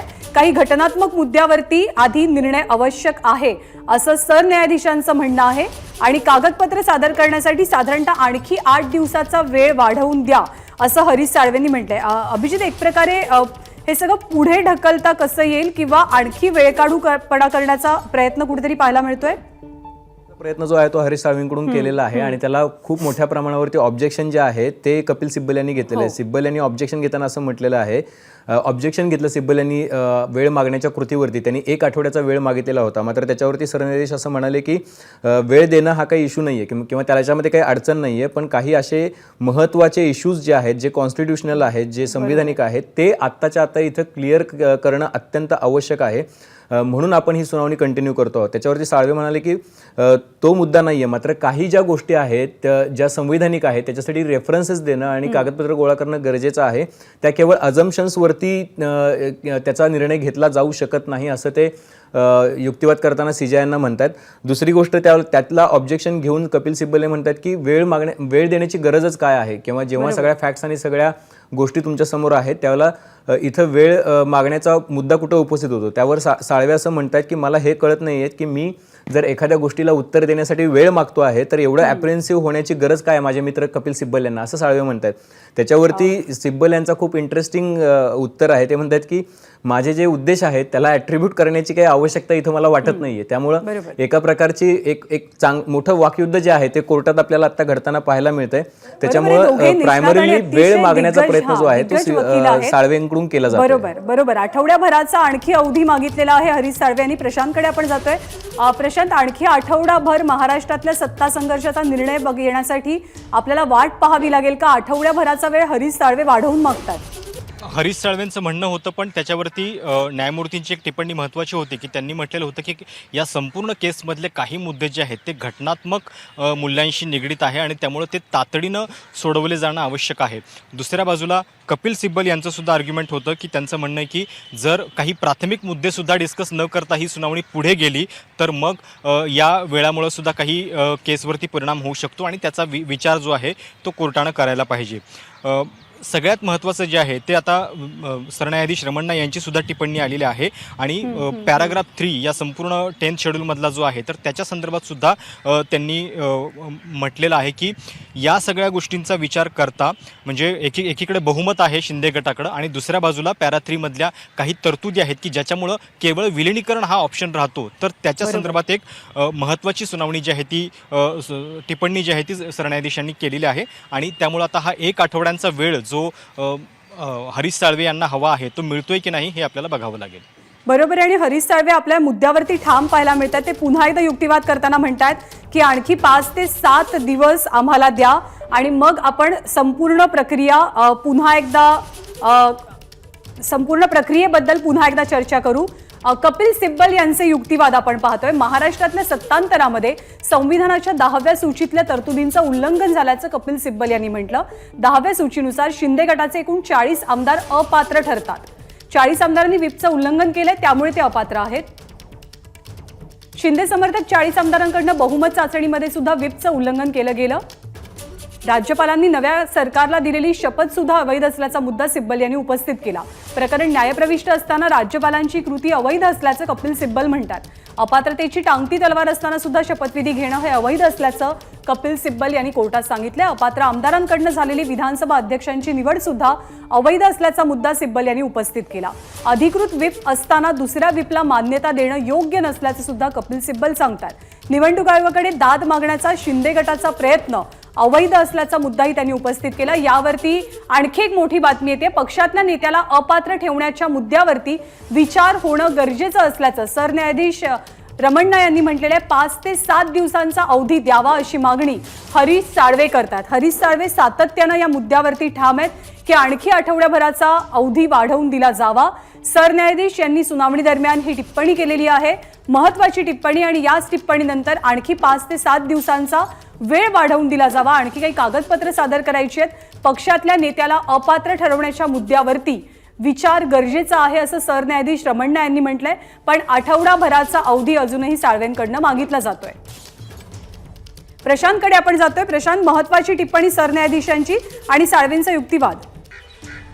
सुनावणीच्या दरम्यान खरं तर न्यायाधीश जी टिप्पणी करत असतात त्याच्यातनं बहुतांश वेळा त्या सुनावणीचा कल जो आहे तो स्पष्ट होत असतो आणि सरन्यायाधीश रमण्णा यावेळी त्यांनी म्हटलेलं आहे की या 10th शेड्यूलमधला पॅराग्राफ 3 वगळल्यानंतर म्हणजे पक्षांतरबंदी कायद्यामध्ये आता खरं तर फुटीची संकल्पनाच अस्तित्वात नाही. कारण तुमच्याकडे संख्या कितीही असली तरी तुम्ही एकदा फुटीर झाल्यानंतर तुम्हाला तुमचा गट जो आहे तो विलीन करावा लागतो. हा बदल करण्यात आलेला आहे आणि त्यामुळं ही जी फुटीची कमतरता किंवा फुटीची कन्सेप्टच जर या कायद्यामध्ये नाही आहे तर त्याच्या संदर्भात नेमके कुठले मुद्दे गृहीत धरायचे याचा विचार आपल्याला करावा लागेल. आणि दुसरं म्हणजे अल्पमतात असलेल्या नेत्याला दुसरा एखादा गटनेता हटवण्याचा अधिकार आहे की नाही याचा सुद्धा आपल्याला विचार करावा लागेल असं न्यायमूर्तींनी म्हटलेलं आहे. आणि त्या संदर्भात जे रिप्लाय फाईल होतील त्याच्यानंतर आपण ही सुनावणी जी आहे ती पुढे करू असं म्हटलेलं आहे. म्हणजे सगळ्यात महत्त्वाचा मुद्दा पुन्हा एकदा तोच आहे.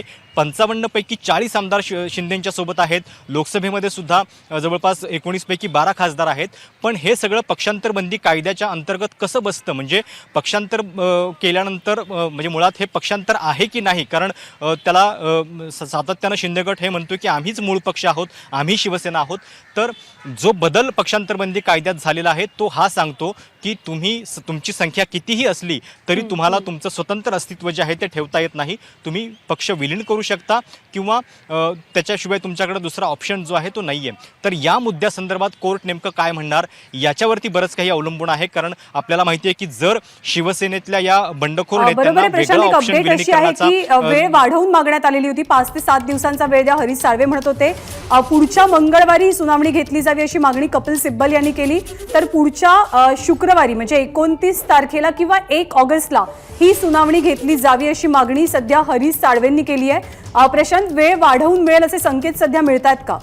नक्कीच. खरं तर दोन्ही बाजूंनी आता वेळ जो आहे तो वाढवून मागितला जातोय. म्हणजे हरीश साळवेंनी कोर्टाला विनंती केलेली आहे की पुढच्या शुक्रवारपर्यंत म्हणजे 29 तारखेपर्यंत किंवा 1 ऑगस्टपर्यंत त्यांना वेळ मिळावा आणि या सगळ्या दरम्यान काही कागदपत्रांची जुळवाजुळव करण्यासाठी त्यांना वेळ हवा आहे. बघावं लागेल की कोर्ट या सगळ्या संदर्भात एक किती मोठी नेमका अपडेट वेळ अभिजितकडे, आपण अभिजितकडनं अपडेट घेऊयात. अभिजित, एक मोठी अपडेट जे आहे, आत्ताचं जे खंडपीठ आहे ते 3 न्यायमूर्तींचं खंडपीठ आहे आणि आता CJI म्हणतायत की मला असं वाटतं की यातले काही जे इश्यूज आहेत ते खूप घटनात्मक आणि संविधानिक पेचाचे आहेत. त्याच्यामुळे मला स्ट्रॉंगली असं वाटतंय की याला लार्जर बेंचची गरज आहे आणि ही सर्वात मोठी टिप्पणी CJI रमण्णा यांच्याकडून आत्ता आपल्याला झालेली दिसते आहे. लार्जर बेंचकडे जर हे प्रकरण गेलं, घटनापीठाकडे प्रकरण देण्याची ही तयारी आहे का असं एक सुचवण्याचा प्रयत्न जो आहे तो CJI यांच्याकडून केला जातोय. कदाचित प्रशांत याच्यावरती फोकस करू शकेल. प्रशांतकडे जाऊया कारण हे सगळे घटनात्मक मुद्दे महत्वाचे त्या प्रकरणामध्ये. प्रशांत, लार्जर बेंचची कदाचित गरज असू शकते असं CJI म्हणतात. नक्की ज्यावेळी ते असं म्हणाले होते की घटनात्मक मुद्द्यांचा उहापोह या सुनावणीमध्ये करावा लागेल, तर लार्जर बेंच म्हणजे त्याचा अर्थ कदाचित घटनापीठ पण असू शकतं. कारण CJI स्वतः या सुनावणीच्या दरम्यान म्हणालेले होते आणि 2 मुद्दे त्यांनी सांगितलेले होते की पक्षांतर बंदी कायद्यानंतर फुटीची संकल्पनाच अस्तित्वात आहे की नाही याचा एकदा निकाल लागला पाहिजे आणि दुसरी गोष्ट म्हणजे अल्पमतात असलेल्या नेत्याला दुसऱ्या नेत्याला हटवण्याचा अधिकार आहे की नाही. तर हे सगळे मुद्दे जे आहेत ते घटनात्मक दृष्ट्या महत्त्वाचे आहेत आणि त्यामुळे कदाचित त्यांनी लार्जर बेंच अपेक्षा व्यक्त केलेली असेल. आता हे प्रकरण जे आहे ते 3 न्यायमूर्तींच्याकडे आहे. याच्यापेक्षा लार्जर बेंच म्हणजे 5 न्यायमूर्तींचं कदाचित मग पीठ जे आहे ते बसू शकतं. पण याचा सगळ्यात मोठा परिणाम जो आहे तो राजकीय घडामोडींवरती सुद्धा होईल. कारण वेळ सुद्धा या सगळ्या दरम्यान खूप क्रुशियल आहे. जितका वेळ वाढत जाईल तितकी राजकीय परिस्थिती सुद्धा बदलत जाते आणि त्यामुळं या सगळ्या संदर्भात नेमकं काय होतं आणि हा निर्णय जो आहे तो खूप ऐतिहासिक असणार आहे. कारण या एका निर्णयाचे नंतर भविष्यातल्या राजकारणावरती सुद्धा खूप परिणाम होणार आहेत. भविष्यामध्ये जेव्हा अशी राजकीय गणितं सत्ताफेर होतील त्यावेळी या केसचं उदाहरण दिलं जाईल आणि त्यामुळं कदाचित हा निर्णय जो आहे तो घटनापीठाच्या माध्यमातून व्हावा. कारण घटनापीठाशी संबंधित किंवा घटनेशी संबंधित काही प्रश्न याच्यामध्ये आहेत असं न्यायमूर्ती या ठिकाणी म्हणतायत. बरोबर आहे. वेळ वाढवून देण्याची विनंती ही दोनही बाजूंकडनं केली जाते, कपिल सिब्बल यांच्याकडनं सुद्धा आणि हरीश साळवेंकडनं सुद्धा. आणि कदाचित संपूर्ण प्रकरणामध्ये आणखी मोठ्या बेंचची गरज पडू शकते असं CJI यांनी म्हटलेलं. अभिजित आपल्याला अपडेट देतोय. अभिजित, नक्कीच. म्हणजे आता ज्या पद्धतीच्या टिप्पणी जी आहे ती CJI रमण्णा यांनी केलेली आहे त्यानुसार हे प्रकरण लार्जर बेंचकडे जाण्याची शक्यता जी आहे ती वर्तवली जाते आहे. मात्र दुसरीकडे तुषार मेहता जे आहेत सॉलिसिटर जनरल त्यांनी आपला युक्तिवाद जो आहे तो सुरू केलेला आहे. ते असं म्हणतायत की सिंघवींच्या सबमिशनमुळे किंवा सिंघवींच्या युक्तिवादावरती मी खूप प्रभावित झालेलो आहे. ज्या पद्धतीनं त्यांनी डिफेक्शनचा मुद्दा काढलेला आहे. मात्र राजेंद्र सिंग राणा केसचा त्यांनी इथे उल्लेख केलेला आहे ज्यामध्ये 10 शेड्यूलचा सुद्धा उल्लेख आहे. आणि ज्या वेळेला एखादा उमेदवार निवडून येतो त्यावेळेला तो एखाद्या आयडिओलॉजीसाठी किंवा पार्टीसाठी निवडून येतो असं तुषार मेहता म्हणतात. आणि त्याच्या पुढे जाऊन तुषार मेहता असं म्हणतात की त्यांनी प्रीपोल अलायन्स जे होतं ते केलेलं होतं. म्हणजे शिवसेना भाजपनं निवडणुकी आधी युती केलेली होती आणि एका पर्टिक्युलर आयडिओलॉजी सोबत जाण्याचा निर्णय जो होता तो घेतलेला होता आणि त्याच पद्धतीनं हा निर्णय झालेला होता. आणि ही जी आयडिओलॉजी आहे किंवा हा जो विचार आहे त्या विचारासोबत जाण्याचा तो निर्णय घेतलेली जी लोक होती अर्थात ठाकरे गट जो आहे तो आता स्मॉलर पार्टनर राहिलेला आहे त्यांच्या पक्षामध्ये. त्यावेळेला CJI असं म्हणतात की आम्हाला तुमचा मुद्दा जो आहे तो लक्षात आलेला आहे. दुसरीकडे खूप महत्त्वाचा मुद्दा सॉलिसिटर जनरल यांनी मांडलेला आहे की ज्या पद्धतीनं प्रीपोल अलायन्समध्ये एखाद्या आयडिओलॉजीबद्दल किंवा एखाद्या पक्षासोबत जाण्याचा जो निर्णय झालेला होता त्याच निर्णयाच्या सोबत आत्ताचा एकनाथ शिंदे गट आहे. त्याच्यामुळं हे डिफेक्शन ठरू शकत नाही अशा पद्धतीचा युक्तिवाद हा सूचित करतो आहे. कविता, अभिजित, तू राहाच आपल्यासोबत. 12 वाजले, जवळपास 1 तासापासून ही सुनावणी सुरू आहे. आत्ता जे प्रेक्षक जोडले गेलेले आहेत त्यांच्यासाठी ही महत्त्वाची बातमी. राज्यामध्ये जो अभूतपूर्व सत्ता संघर्ष सुरू आहे त्याची सुनावणी सध्या सुप्रीम कोर्टामध्ये सुरू आहे.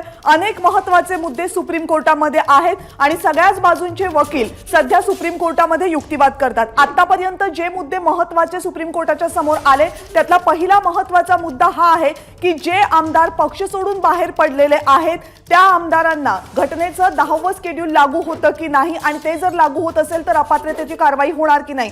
तर दुसऱ्या बाजूने हा दावा करण्यात आलेला आहे की त्या आमदारांनी पक्ष सोडलेला नाही त्यामुळे त्यांच्यावर अपात्रतेची कारवाई होऊ शकणार नाही. दुसरीकडे दोनही बाजूच्या वकिलांकडून वेळ वाढवून मागण्यात आलेला आहे. तर तिसरीकडे सॉलिसिटर जनरल सुद्धा गव्हर्नर म्हणजे राज्यपालांच्या बाजूने कोर्टामध्ये या सगळ्या संदर्भात बाजू मांडतात. आणि आता या पुढची अपडेट काय न्यायालयामधनं प्रशांत आपल्याला सांगतोय. पण त्या अगोदर आणखीन एक महत्त्वाची बातमी येते. 20 वर्ष ज्यांच्या विरोधात लढले त्यांच्या सोबत सरकार स्थापन केलं असं तुषार मेहता यांनी म्हटलं आणि त्या पार्टीच्या एखाद्या गटाला जर हे पटत नसेल तर त्यात गैर काय आहे असा सवाल तुषार मेहता यांनी केलाय. पुन्हा एकदा सांगायला हवं तुषार मेहता हे सॉलिसिटर जनरल आहेत आणि ते राज्यपालांच्या वतीनं न्यायालयामध्ये बाजू मांडतात. नेमकं तुषार मेहता यांनी आणखीन काय काय म्हटलेलं आहे प्रशांत आपल्याला सांगतील. प्रशांत, खरं तर याच्यातली गंमत हीच आहे की सॉलिसिटर जनरल तुषार मेहता हे राज्यपालांच्या वतीने युक्तिवाद करतायत. मात्र त्यांचा आत्ताचा जो युक्तिवाद होता तो या सगळ्या राजकीय परिस्थितीवरती भाष्य करणारा होता. त्यांनी असं म्हटलं की अभिषेक मनु सिंघवी यांचा युक्तिवाद होता. ते असं म्हणाले की अशा पद्धतीनं पक्षांतर करणं हे नैतिकदृष्ट्या संविधानाला धरून नाहीये. पण जेव्हा तुम्ही एखाद्या पक्षाच्या आयडिओलॉजीवरती निवडून येता त्याच्यानंतर तुम्ही त्याच्यासोबत राहणं आवश्यक आहे. म्हणजे इथं त्यांनी महाराष्ट्रातल्या राजकीय परिस्थितीचा उल्लेख केला की 2019 मध्ये प्रिपोल अलायन्समध्ये शिवसेना आणि भाजप लढलेले होते. एका विचारांचे हे पक्ष एका युतीच्या अंतर्गत लोकांना सामोरे गेले. लोकांनी त्यांना मतदान केलं आणि त्याच्यानंतर मग त्यांनी पक्ष आपले बदलले किंवा भूमिका वेगळी केली. तर त्याच्यावरती सिब्बल यांची पुन्हा कमेंट तीच होती की तुम्ही राज्यपालांचे वकील आहात आणि तरीसुद्धा तुम्ही अशा पद्धतीचा युक्तिवाद करताय पक्षीय राजकारणाचा. हे बघून थोडीशी गंमत वाटते असं त्यांनी म्हटलं. तर या सगळ्या ह्याच्यातून हेच सांगितलं जातंय की मुळामध्ये हे पक्षांतरबंदी कायद्याच्या अंतर्गत लागू होणारं कृत्य आहे की नाही आणि त्या दृष्टीनं सॉलिसिटर जनरल तुषार मेहता यांनी हा युक्तिवाद जो आहे तो केलेला होता. आता महेश जेठमलानी ज्येष्ठ वकील राम जेठमलानी यांचे पुत्र आणि भाजपचे खासदार आहेत म्हणजे राष्ट्रपती नामनिर्देशित खासदार ते युक्तिवाद करतायत. शिंदेच्या बाजूने त्यांचा युक्तिवाद सुरू आहे. शिंदेच्या बाजूने त्यांचा युक्तिवाद सुरू आहे आणि प्रशांत ते म्हणतात की अपात्रतेबाबतचा निर्णय हे राज्यपालांचं काम नाहीये. महेश जेठमलानी यांचा शिंदे गटाच्या वतीनं न्यायालयामध्ये हा युक्तिवाद आहे की अपात्रतेबाबतचा निर्णय घेणं हे राज्यपालांचं काम नाहीये. हे म्हणणं आत्ता किती महत्त्वाचं आहे जाणून घेण्यासाठी आपण अभिजितकडे जाणार आहोत. पण त्यापूर्वी मोठ्या खंडपीठाकडे ही केस सोपवण्याचा अद्याप निर्णय नाही असं सरन्यायाधीश रमण्णा यांनी म्हटलेलं आहे. सरन्यायाधीशांची मोठी टिप्पणी, मोठ्या खंडपीठाकडे केस सोपवण्याचा अद्याप तरी निर्णय नाही. अभिजित या संदर्भात आपल्याला अपडेट देतील. अभिजित, नक्कीच. मगाशी ज्यावेळेला खंडपीठाचा उल्लेख किंवा लार्जर बेंचचा उल्लेख ज्यावेळेला CJI रमण्णा यांनी केला होता त्यावेळेला असं वाटलं होतं की हे प्रकरण आता लार्जर बेंचकडे सोपवलं जाईल की काय. मात्र आता रमण्णा असं म्हणतात की मी अशा पद्धतीची कुठलीही ऑर्डर जी आहे लार्जर बेंचकडे हे प्रकरण सोपवण्याची ती पास केलेली नाही. मी ते असं म्हटलेलं नाही. मात्र मी याबद्दल अत्यंत ठोस विचार करतोय की हे प्रकरण लार्जर बेंचकडे जावं. त्याच्याबद्दल सिंघवी असं म्हणाले कोर्टामध्ये की त्यामुळे नक्कीच वेळ वाचेल आपला. महत्त्वाची अपडेट येते अभिजित. दोनही बाजूंना प्रतिज्ञापत्र सादर करण्याच्या सूचना न्यायालयाकडनं देण्यात आलेल्या आहेत. हे महत्त्वाचं यासाठी आहे कारण दोनही बाजूंकडनं वेळ वाढवून मागितला जातोय आणि आता दोनही बाजूंना प्रतिज्ञापत्र सादर करण्याच्या सूचना देण्यात आलेल्या आहेत. मंगळवारपर्यंतचा अवधी देण्यात आलेला. प्रशांत अपडेट याच्या संदर्भातली देतील. प्रशांत, साहजिक आहे की पुढच्या मंगळवारपर्यंत दोन्ही बाजूंना लिखित स्वरूपामध्ये आपले मुद्दे शपथपत्र द्यायला कोर्टानं सांगितलेलं आहे आणि त्यामुळं एका आठवड्यांच्यासाठी ही सुनावणी पुढे गेलेली आहे असं म्हणायला हरकत नाही. कारण त्याच्यानंतर मग पुन्हा बेंचचं जे गठन आहे म्हणजे ते कुठल्या बेंचकडे जात आहे, ज्या घटनात्मक मुद्द्यांचा उहापोह झाला त्यानुसार काही घटनापीठ स्थापन होतंय की नाही हे सुद्धा आपल्याला बघावं लागेल. पण CJIनी म्हणजे सरन्यायाधीशांनी अगदी थोड्या वेळापूर्वी हे क्लिअर पण केलं की विस्तारित पीठाकडं च्या त्या संदर्भात आम्ही कुठलेही आदेश आता दिलेले नाही आहेत, पण त्याच्यावरती विचार करायला आम्हाला थोडासा वेळ मात्र लागू शकतो. म्हणजे एक गोष्ट स्पष्ट झालेली आहे की आता 1 आठवड्यांचा वेळ जो आहे तो मिळालेला आहे दोनही पक्षांना आपापली उत्तरं, आपापले मुद्दे लिखित स्वरूपात मांडण्यासाठी 1 आठवड्यांचा वेळ मिळालेला आहे. आणि त्याच्यानंतर पुन्हा ही पण गोष्ट अजून स्पष्ट होणं बाकी आहे की पुढची सुनावणी कुठल्या बेंचसमोर होणार. म्हणजे कदाचित लार्जर बेंच, कॉन्स्टिट्युशनल बेंच जे आहे ते असू शकतं, पण त्या संदर्भात कुठलाही आदेश तुर्तास दिलेला नाही आहे, पण त्याच्यावरती विचार करायला थोडासा वेळ लागू शकतो हे सरन्यायाधीशांनी स्पष्ट केलेलं आहे. त्याच्यामुळं आता 1 आठवड्यांसाठी ही सुनावणी जी आहे ती लांबणीवरती गेलेली आहे. आता नवीन काही या सुनावणीच्या दरम्यान पुढच्या आठवड्यात घडेल असं वाटत नाही आणि त्यामुळं दरम्यानच्या काळात राजकीय परिस्थिती कशी बदलतीये, रखडलेले शपथविधी आता कुठल्या टायमिंगवरती होत आहेत हे सुद्धा आपल्याला बघावं लागेल.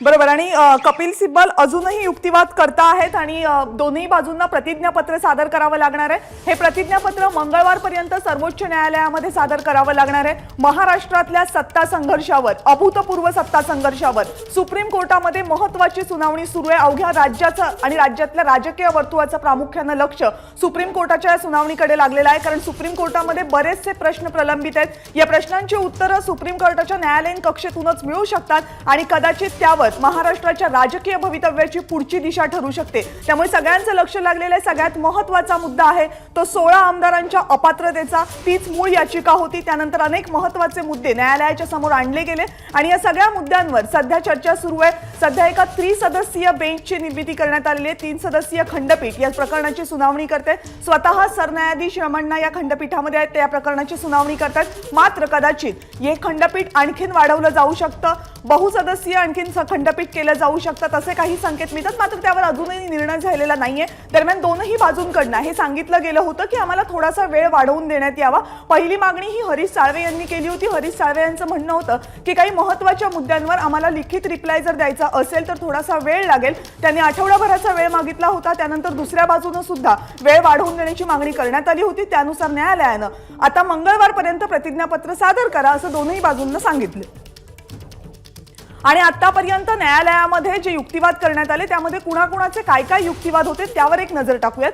कपिल सिब्बल यांचा युक्तिवाद असा आहे की महाराष्ट्रामधल्या सत्तांतरामध्ये संविधानाच्या 10व्या सूचीतल्या तरतुदींचं उल्लंघन करण्यात आलेलं आहे. 10व्या सूचीच्या मध्ये ज्या गोष्टी लिहिलेल्या आहेत, नमूद केलेल्या आहेत, त्यांच्या अनुसार शिंदे गटाचे 40 आमदार हे अपात्र ठरतात कारण त्यांनी 10व्या सूचीतल्या तरतुदींचं उल्लंघन केलंय.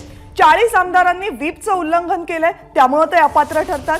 शिंदे समर्थक 40 आमदारांकडून बहुमत चाचणी, फ्लोअर टेस्ट जी महाराष्ट्रामध्ये झाली त्या बहुमत चाचणीच्या वेळी सुद्धा व्हीपचं उल्लंघन करण्यात आलं होतं. याशिवाय राज्यपालांनी नव्या सरकारला दिलेली शपथ अवैध आहे, हा एक अत्यंत महत्त्वाचा आणि मोठा मुद्दा आज या याचिकेमध्ये समोर आलेला आहे. प्रकरण न्यायप्रविष्ट असताना राज्यपालांनी सरकार स्थापनेची ही कृती केली, ती कृती अवैध आहे. फ्लोअर टेस्ट घेऊ दिली, फ्लोअर टेस्ट झाली, शपथ दिली गेली, या सगळ्या कृती अवैध असल्याचा दावा सर्वोच्च न्यायालयामध्ये आज करण्यात आलाय. आणि अपात्रतेची टांगती तलवार असताना शपथविधी होणं अवैध असल्याचं मत, अवैध असल्याचा दावा आज सुप्रीम कोर्टामध्ये करण्यात आला. कपिल सिब्बल यांनी हा युक्तिवाद केला. अपात्र आमदारांकडून झालेली विधानसभा अध्यक्ष निवड सुद्धा अवैध असल्याचं म्हटलं गेलं. याचा अर्थ बंडखोरी झाल्यानंतर ज्या ज्या कृती घडलेल्या आहेत महाराष्ट्रामध्ये, राजकीय कृती, त्या सगळ्या अवैध असल्याचं मत सध्या उद्धव ठाकरे गटाकडनं न्यायालयामध्ये सांगितलं जाते, दावा केला जातोय. अधिकृत व्हीप असताना दुसऱ्या व्हीपला मान्यता देणं अयोग्य असल्याचं सुद्धा कपिल सिब्बल यांनी युक्तिवाद केला न्यायालयामध्ये. आणि याशिवाय निवडणूक आयोगाकडे दाद मागण्याचा शिंदे गटाचा प्रयत्न अवैध असल्याचं म्हणणं सुद्धा कपिल सिब्बल यांनी न्यायालयासमोर मांडलं. आणि यानंतर या प्रकरणातली आणखीन एक महत्त्वाची अपडेट, शिंदेंनी पक्षाचं अध्यक्ष असायला हवं का असा प्रश्न सरन्यायाधीशांनी केलाय. कपिल सिब्बल यांनी या संदर्भातला युक्तिवाद केला आणि त्याच युक्तिवादानंतर सरन्यायाधीशांचा हा प्रश्न आहे की शिंदेंनी पक्षाचा अध्यक्ष असायला हवं का. नेमकं काय आहे हा मुद्दा, प्रशांतकडे जाऊयात जाणून घेण्यासाठी. प्रशांत, कपिल सिब्बल यांनी या युक्तिवादाच्या दरम्यान असं म्हटलेलं होतं की असं होऊ शकत नाही की एखादा सदस्य त्या पक्षाचा आमदार आहे म्हणून तो त्या पक्षाशी संबंधित सगळ्या गोष्टी ठरवेल. त्यांचं जे संकेत होते ते एकनाथ शिंदेंकडे होते की गटनेता आहेत आणि त्यामुळे त्यांनी पक्षासंदर्भातले अनेक निर्णय घेतले. म्हणजे त्यांनी गटनेता मीच आहे हे सांगितलं, त्याच्यानंतर व्हीपची निवड जी आहे ती बदलली. तर याकडे त्यांनी लक्ष वेधलेलं होतं की तुम्ही एखाद्या सभागृहामध्ये त्या पक्षाचे सदस्य आहात, म्हणून तुम्ही पक्षाशी संबंधित सगळे निर्णय जे आहेत ते स्वतः घेऊ शकत नाही. त्याच्यावरती सरन्यायाधीशांचा त्यांना प्रतिप्रश्न होता की मग त्यासाठी त्यांनी केवळ पक्षाचे अध्यक्ष असणं आवश्यक आहे का? तर त्याच्यावरती कपिल सिब्बल म्हटले की मुळामध्ये यांनी हे जे निर्णय घेतले तर ते सुद्धा पक्षाच्या म्हणजे अधिकृत मिटिंगमध्ये नाही घेतले, तर त्यांनी कुठंतरी दूर जाऊन म्हणजे गुवाहाटीसारख्या ठिकाणी हे सगळे निर्णय घेतले, हे कपिल सिब्बल यांचं म्हणणं होतं. म्हणजे एक प्रकारे याच्यामध्ये जो वारंवार प्रश्न येणार आहे की शिंदेंना हे अधिकार आहेत की नाहीत. ते गटनेते आहेत हे बरोबर आहे, नंतर त्यांनी राष्ट्रीय कार्यकारिणीची सुद्धा नवीन रचना केलेली आहे, स्वतःला मुख्य नेता म्हणून निवडलेला आहे, पण पक्षप्रमुख जे आहेत ते अजूनही उद्धव ठाकरे आहेत. तर असं असताना हे सगळे नेता नेमण्याचे, व्हीप नेमण्याचे अधिकार जे आहेत ते मग नेमके कुणाचे, याच्यावरती युक्तिवाद जो आहे तो होणार आहे आणि त्याचीच झलक या दरम्यान आपल्याला पाहायला मिळाली. आणि पुन्हा एकदा आपण ही अपडेट प्रेक्षकांना सांगूयात. गटनेता बदलणं हा पक्षाचा अधिकार असल्याचं सरन्यायाधीशांनी म्हटलंय. सदस्यांना नेता निवडण्याचा अधिकार आहे आणि गटनेता बदलणं हा पक्षाचा अधिकार आहे असं सरन्यायाधीशांनी म्हटलंय. सुप्रीम कोर्टामध्ये सुरू असलेल्या या सुनावणीतला हा महत्त्वाचा मुद्दा, कोणत्याही पक्षाचा गटनेता बदलणं हा पक्षाचा अधिकार आहे आणि ज्या पक्षाचे जे सदस्य निवडून आलेले आहेत त्यांना नेता निवडण्याचा अधिकार असल्याचं सरन्यायाधीशांनी म्हटलंय.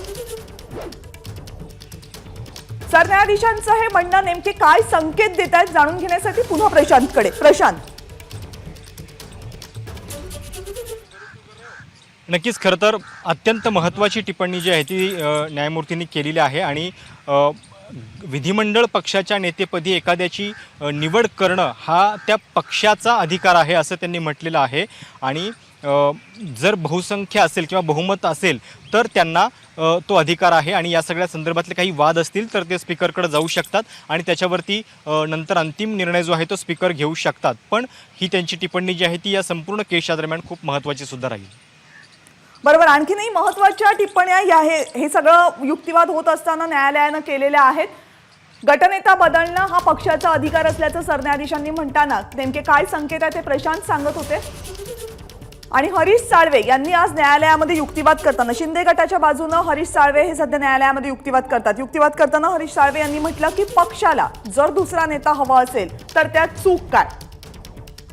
पक्षामध्ये राहून एखाद्या नेत्याच्या विरोधामध्ये आवाज उठवणं ही बंडखोरी नाही असा युक्तिवाद हरीश साळवे यांनी न्यायालयामध्ये केलाय शिंदे गटाच्या वतीनं. याशिवाय पक्ष सोडून दुसऱ्या पक्षामध्ये सामील होणं ही बंडखोरी ठरते असंही हरीश साळवे यांनी म्हटलं. आणि यापूर्वी पक्षांतर्गत बाबीमध्ये कोर्टाचा हस्तक्षेप नव्हता हा सुद्धा युक्तिवाद हरीश साळवे यांनी केला. याशिवाय पक्षांतर बंदी कायदा लागू करण्यासाठी तक्रार आवश्यक असल्याचा मुद्दा त्यांनी न्यायालयामध्ये उपस्थित केला. आणि 10व्या सूचीनुसार जे या प्रकरणामध्ये अत्यंत महत्त्वाचं आहे त्या सूचीनुसार जर कारवाई करायची असेल तर पक्ष सोडावा लागतो असा युक्तिवाद हरीश साळवे यांनी केला. म्हणजे त्यांचं म्हणणं असं आहे की शिंदे गटानं पक्ष सोडलेला नाही आणि पक्ष सोडलेला नाही त्यामुळे पक्षांतर बंदी कायदा लागू होत नाही, कारण पक्षांतर बंदी कायदा तेव्हाच लागू होतो जेव्हा पक्ष सोडलेला आहे. त्यामुळे शिंदे गटाचा जो दावा सध्या होतोय त्या दाव्यामधला मुख्य मुद्दा हाच आहे की शिंदे गटानं पक्ष सोडलेला नाही, ते अजूनही शिवसेनेमध्येच आहेत आणि व्हीपचं उल्लंघन केलं असेल तर पक्षांतर बंदी कायदा लागू होतो. त्यामुळे जोपर्यंत हा मुद्दा निकाली निघत नाही की व्हीप नेमका कुणाचा ग्राह्य धरला जाईल तोपर्यंत दोनही बाजूंचे हे मुद्दे ग्राह्य असू शकतात. 20 आमदारांचा सुद्धा पाठिंबा नसलेल्या नेत्याला मुख्यमंत्रीपदी कसं राहता येईल हा सवाल त्यांनी आपला युक्तिवाद करत असताना उपस्थित केला. आणि लक्ष्मण रेषेचं उल्लंघन न करता आवाज उठवणं ही बंडखोरी नाही असा सुद्धा युक्तिवाद त्यांनी केला. आणि यानंतर सुप्रीम कोर्टाच्या या सुनावणीमधून आणखीन एक महत्त्वाची बातमी येते. गटनेता बदलणं हा सदस्यांचा अधिकार असल्याचं सरन्यायाधीशांनी म्हटलंय. म्हणजे जे सदस्य, जे आमदार सभागृहामध्ये निवडून गेलेले आहेत त्यांना आपला गटनेता निवडता येईल असं सरन्यायाधीशांनी म्हटलेलं आहे. आत्ताच्या प्रकरणाच्या दृष्टीनं शिंदे गटाला दिलासा देणारी ही बातमी म्हणावी लागेल, कारण तुमचा आक्षेप गटनेता निवडीला आहे का असं सरन्यायाधीशांनी उद्धव ठाकरे यांच्या वकिलांना प्रश्न विचारलाय. नेमकं काय सुरू आहे कोर्टामध्ये प्रशांत सांगतील. प्रशांत, खरं तर या सुनावणी दरम्यान कुठलं विधान जे आहे ते सरन्यायाधीशांनी केलेलं नाही आहे, तर ते सिब्बलांना प्रतिप्रश्न करताना त्यांनी अशी म्हणजे रचना केलेली आहे वाक्याची. ती असं म्हणतात की गटनेता हटवणं हा पक्षाचा अधिकार आहे. जर बहुमतानं काही सदस्यांनी निर्णय घेतला तर तो त्यासाठी लागू होतो, पण हेच राजकीय पक्षासाठी सुद्धा लागू होतं का हा त्यांचा प्रश्न आहे. म्हणजे ते या ठिकाणी कुठलं गृहीतक सांगत नाहीयेत, तर साधारणपणे असं असतं, पण हे राजकीय पक्षाच्या बाबतीत सुद्धा लागू होतं का. म्हणजे विधिमंडळ पक्ष आणि राजकीय पक्ष या दोन वेगळ्या गोष्टी असतात. विधिमंडळ पक्षाचा नेता वेगळा, पक्षाचा प्रमुख किंवा पक्षाचा नेता वेगळा. प्रशांत मी थोडंसं थांबवतेय तुला. व्हीपचं उल्लंघन करत बंडखोरांची बैठकीला दांडी असल्याचा दावा अभिषेक मनु सिंघवी यांनी कोर्टामध्ये केलाय. व्हीपचं उल्लंघन करत बंडखोर आमदारांनी बैठकीला दांडी मारली, बैठकीला उपस्थित राहा असं एक व्हीप काढण्यात आला होता जेव्हा शिंदे गटाचं बंड झालं तेव्हा, आणि ते बंड सुरू होतं त्यावेळेस आले नाहीत आणि त्याला तर आणि 1 ऑगस्टला या प्रकरणाची पुढची सुनावणी होणार आहे. आत्ताच्या घडीची सगळ्यात मोठी अपडेट महाराष्ट्रातल्या सत्ता संघर्षाबाबत सुप्रीम कोर्टामध्ये जी सुनावणी होणार आहे होतीये त्या सुनावणीच्या पुढची तारीख ही 1 ऑगस्ट असेल. त्यामुळे आज कोणताही निकाल झालेला नाहीये, कोणतेही निर्देश देण्यात आलेले नाहीयेत. 1 ऑगस्टला या प्रकरणाची पुढची सुनावणी होणार आहे. त्या अगोदर मंगळवारपर्यंत सगळ्या बाजूंना आपलं प्रतिज्ञापत्र सादर करा असे आदेश न्यायालयानं दिलेले आहेत. आणि आत्ताच्या घडीची सगळ्यात महत्त्वाची अपडेट ही आहे की या प्रकरणाची पुढची सुनावणी ही 1 ऑगस्टला होणार आहे. त्यामुळे महाराष्ट्राच्या सत्ता संघर्षामध्ये न्यायालयाचा निर्णय नेमका काय होईल यासाठी आता 1 ऑगस्ट पर्यंतची वाट पाहावी लागणार आहे, कारण या प्रकरणाची पुढची सुनावणी ही 1 ऑगस्टला होणार आहे. सरन्यायाधीश NV रमण्णा यांच्यासह त्रिसदस्यीय एक बेंच सध्या सुप्रीम कोर्टामध्ये महाराष्ट्रातल्या सत्ता संघर्ष प्रकरणाची ही सुनावणी करते. 29 जुलैला प्रतिज्ञापत्र सादर करा असे आदेश या अगोदरच न्यायालयानं दिलेले आहेत. 29 जुलैला मंगळवारपर्यंत आपलं प्रतिज्ञापत्र सादर करा, तुम्हाला जे म्हणायचंय ते म्हणणं मांडा त्या प्रतिज्ञापत्रामध्ये, आणि त्यानंतर 1 ऑगस्टला पुढची सुनावणी. प्रशांतकडे जाऊयात. प्रशांत, जवळपास 10 ते 11 दिवसांचा वेळ मिळालेला आहे आणि या दरम्यान रखडलेला शपथविधी जो आहे तो सुद्धा मार्गी होऊ शकतो. सुप्रीम कोर्टानं हे म्हटलेलं आहे की दोनही बाजूंनी आपले जे मुद्दे आहेत ते लिखित स्वरूपामध्ये द्यावेत. आणि एक अजूनही महत्त्वाची गोष्ट या ठिकाणी सरन्यायाधीशांनी म्हटलेली आहे की या दरम्यान या सगळ्या प्रकरणामध्ये अजून विस्तारित खंडपीठाची किंवा घटनापीठाची गरज आहे की नाही याच्यावरती सुद्धा आम्ही विचार करू आणि त्या दरम्यान निर्णय जो आहे तो होईल. त्यामुळं 1 ऑगस्टला आता या सगळ्या संदर्भातली सुनावणी होईल आणि दरम्यानच्या काळामध्ये जे काही घटनात्मक मुद्दे आहेत, विशेषतः आजच्या सुनावणीवरून हे लक्षात दिसतंय की 2/3 जो मुद्दा आहे की 2/3 संख्या आहे म्हणून या फुटीला वेगळा गट म्हणून मान्यता मिळणार की केवळ विलिनीकरण हाच एक पर्याय त्यांच्यासमोर उभा राहतो, हे सगळ्यात महत्त्वाचं या सगळ्या सुनावणीच्या दरम्यान असेल. तर हा घटनात्मक पेच आहे. गटनेता नेमका कोणी निवडायचा, म्हणजे विधानसभेतल्या गटनेत्याला हे अधिकार आहेत का की पक्षाच्या नेत्याला ते अधिकार आहेत, याच्या संदर्भातले सुद्धा निर्णय जे आहेत ते होणं अपेक्षित आहेत. आणि हे सगळे घटनात्मक मूल्यांशी संबंधित असलेले प्रश्न आहेत. त्यामुळं या सगळ्या संदर्भात आता पुढची सुनावणी जी आहे ती नेमकी कुठल्या पीठासमोर होतीये हे सुद्धा पाहणं महत्त्वाचं असेल.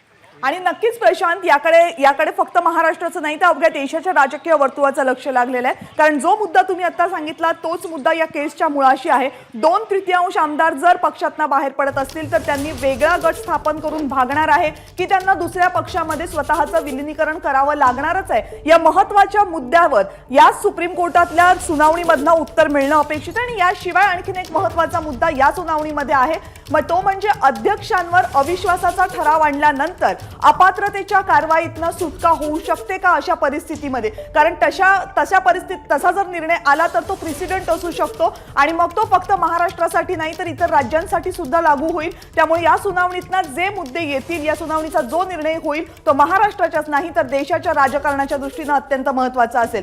राज्यपालांच्या वतीनं, महाराष्ट्राच्या राज्यपालांच्या वतीनं सॉलिसिटर जनरल तुषार मेहता न्यायालयामध्ये युक्तिवाद करत होते.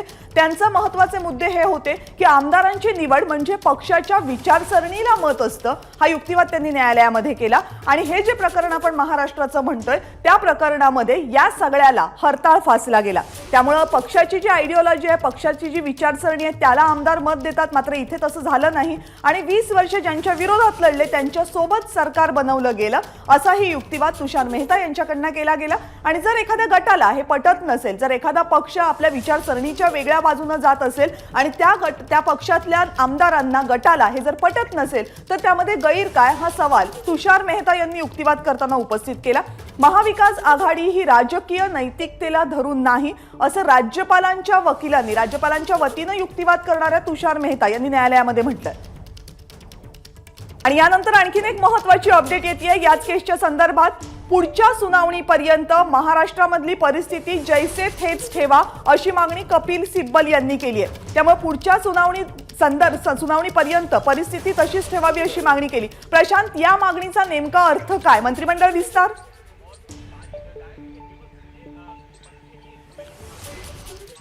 खरं तर मंत्रिमंडळ विस्ताराला अशा पद्धतीनं कोर्ट रोखू शकणार नाही, पण स्टेटस कोचा अर्थ अपात्रतेसंदर्भातला असेल. कारण मागच्या वेळी सुद्धा कोर्टानं हे म्हटलेलं होतं की जोपर्यंत आम्ही निर्णय देत नाही तोपर्यंत अपात्रतेसंदर्भातला कुठलाही निर्णय जो आहे तो अध्यक्षांनी घेऊ नये. कारण या केसमध्ये दोन्ही बाजूंनी अपात्रतेच्या नोटिसा गेलेल्या आहेत.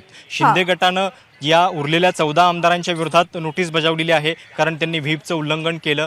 दुसरीकडे आधीच शिंदे गटाच्या 16 आमदारांच्या अपात्रतेची टांगती तलवार आहे. तर या सगळ्या संदर्भात कदाचित यथास्थिती जी आहे ती कायम राहावी हा मुद्दा जो आहे तो सिब्बल यांनी न्यायमूर्तींच्या समोर मांडलेला आहे.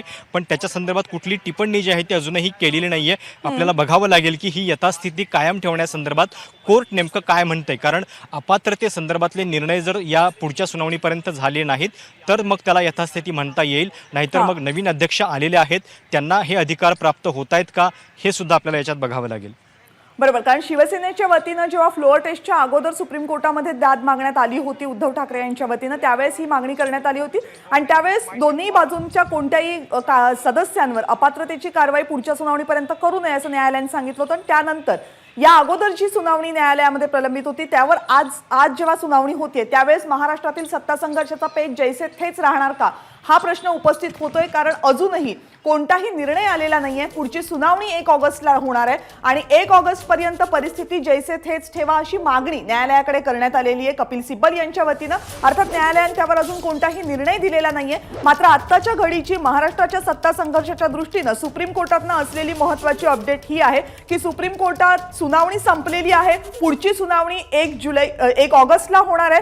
तोपर्यंत त्याच्या अगोदर मंगळवारपर्यंत प्रतिज्ञापत्र सादर करा असे आदेश न्यायालयानं दिलेले आहेत. आणि हे सगळं होत असताना कपिल सिब्बल यांनी परिस्थिती जैसे थेच ठेवा असे आदेश द्या, स्टेटस को मेंटेन करा असे आदेश द्या अशी मागणी न्यायालयाकडे केली आहे. त्यामुळे महाराष्ट्रातल्या सत्ता संघर्षातले जे प्रमुख महत्त्वाचे कायदेशीर प्रश्न आहेत, घटनात्मक प्रश्न आहेत, त्या प्रश्नांच्या दृष्टीनं न्यायालयामध्ये जी सुनावणी सुरू आहे त्यामध्ये आज तरी कोणतेही उत्तर मिळू शकलेलं नाहीये. सध्या तरी सत्ता संघर्षामधला जो पेच आहे, कायदेशीर पेच आहे, ती परिस्थिती तशीच आहे. आज न्यायालयानं कोणतेही आदेश तर सध्या दिलेले नाहीये. मात्र 1 ऑगस्टला या संदर्भातली पुढची सुनावणी होईल आणि 29 जुलैपर्यंत प्रतिज्ञापत्र सादर करावं सगळ्या बाजूंनी असं न्यायालयाने सांगितलेलं आहे. आणि गरज जर भासली तर हे संपूर्ण प्रकरण याच्यापेक्षा मोठ्या बेंचकडे वर्ग करू, मोठ्या खंडपीठाकडे वर्ग करू असं न्यायालयाने म्हटलंय. गरज भासल्यास मोठ्या खंडपीठाकडे सुनावणी वर्ग करू असं म्हणत असताना सरन्यायाधीशांनी नेमकं काय म्हटलेलं आहे ते जाणून घेण्यासाठी पुन्हा एकदा प्रशांतकडे जाऊयात. प्रशांत, कविता, ज्या मुद्द्याचा आपण उल्लेख करतोय की जैसे थी स्थिती ठेवण्याची मागणी कपिल सिब्बल यांनी केलेली होती. मात्र जी माहिती आपल्याला कळते त्याच्यानुसार सरन्यायाधीशांनी ही मागणी जी आहे ती तुर्तास मान्य केलेली नाही आहे. कारण त्यांनी असं म्हटलेलं आहे की केवळ विधानसभा अध्यक्षांना जे रेकॉर्ड्स आहेत या सगळ्या प्रक्रियेदरम्यानचे, कार्यवाही दरम्यानचे ते सुरक्षित ठेवण्याचेच आदेश आम्ही फक्त देत आहोत. कारण ज्यावेळी कपिल सिब्बल यांनी ही मागणी केली त्याच्यानंतर सरन्यायाधीशांनी हे विचारलं की विधानसभा अध्यक्षांच्या वतीनं कुणी या ठिकाणी युक्तिवाद करण्यासाठी हजर आहे का. तर त्याच्यावरती सॉलिसिटर जनरल तुषार मेहता असं म्हणाले की त्यांना कुठलीही नोटीस आज देण्यात आलेली नव्हती. त्याच्यावरती हरीश साळवे यांनी हे पण सांगितलं की विधानसभेचे रेकॉर्ड जे आहेत ते कोर्टानं मागवून घेणं ही थोडीशी गंभीर बाब होईल. कारण दोन्ही जे कायदेमंडळ आहेत त्यांचे अधिकार जे आहेत ते वेगळे आहेत, विधिमंडळ आणि कायदेमंडळाचे. पण याच्या संदर्भात सरन्यायाधीशांनी एवढंच म्हटलं की केवळ या सगळ्या कार्यवाहीचे आत्तापर्यंतचे जे रेकॉर्ड्स आहेत ते सुरक्षित ठेवण्याचा आदेश जो आहे तो आम्ही देत आहोत. म्हणजे सिब्बलांची मागणी जी आहे ती तुर्तास तरी मान्य झालेली नाही असं आपल्याला म्हणायला हरकत नाही. कारण त्यांचं म्हणणं होतं की परिस्थिती जैसे ते राहावी हे पण आदेश तुम्ही द्यावेत. पण तसे आदेश अद्याप तरी किमान तोंडी दिल्याचं सरन्यायाधीशांनी दिसत नाहीये. प्रशांत, खरं तर महाराष्ट्राचं आज संपूर्ण महाराष्ट्राचं लक्ष या सुनावणीकडे लागलं होतं. मात्र आत्ता तरी या सुनावणीमधनं आपल्याला कोणतेही ठोस उत्तर जरी मिळालं नसलं तरी लक्ष असेल ते पुढच्या सुनावणीकडे. 1 ऑगस्टला पुढची सुनावणी या संदर्भातली होणार आहे. एबीपी माझा, उघडा डोळे बघा नीट.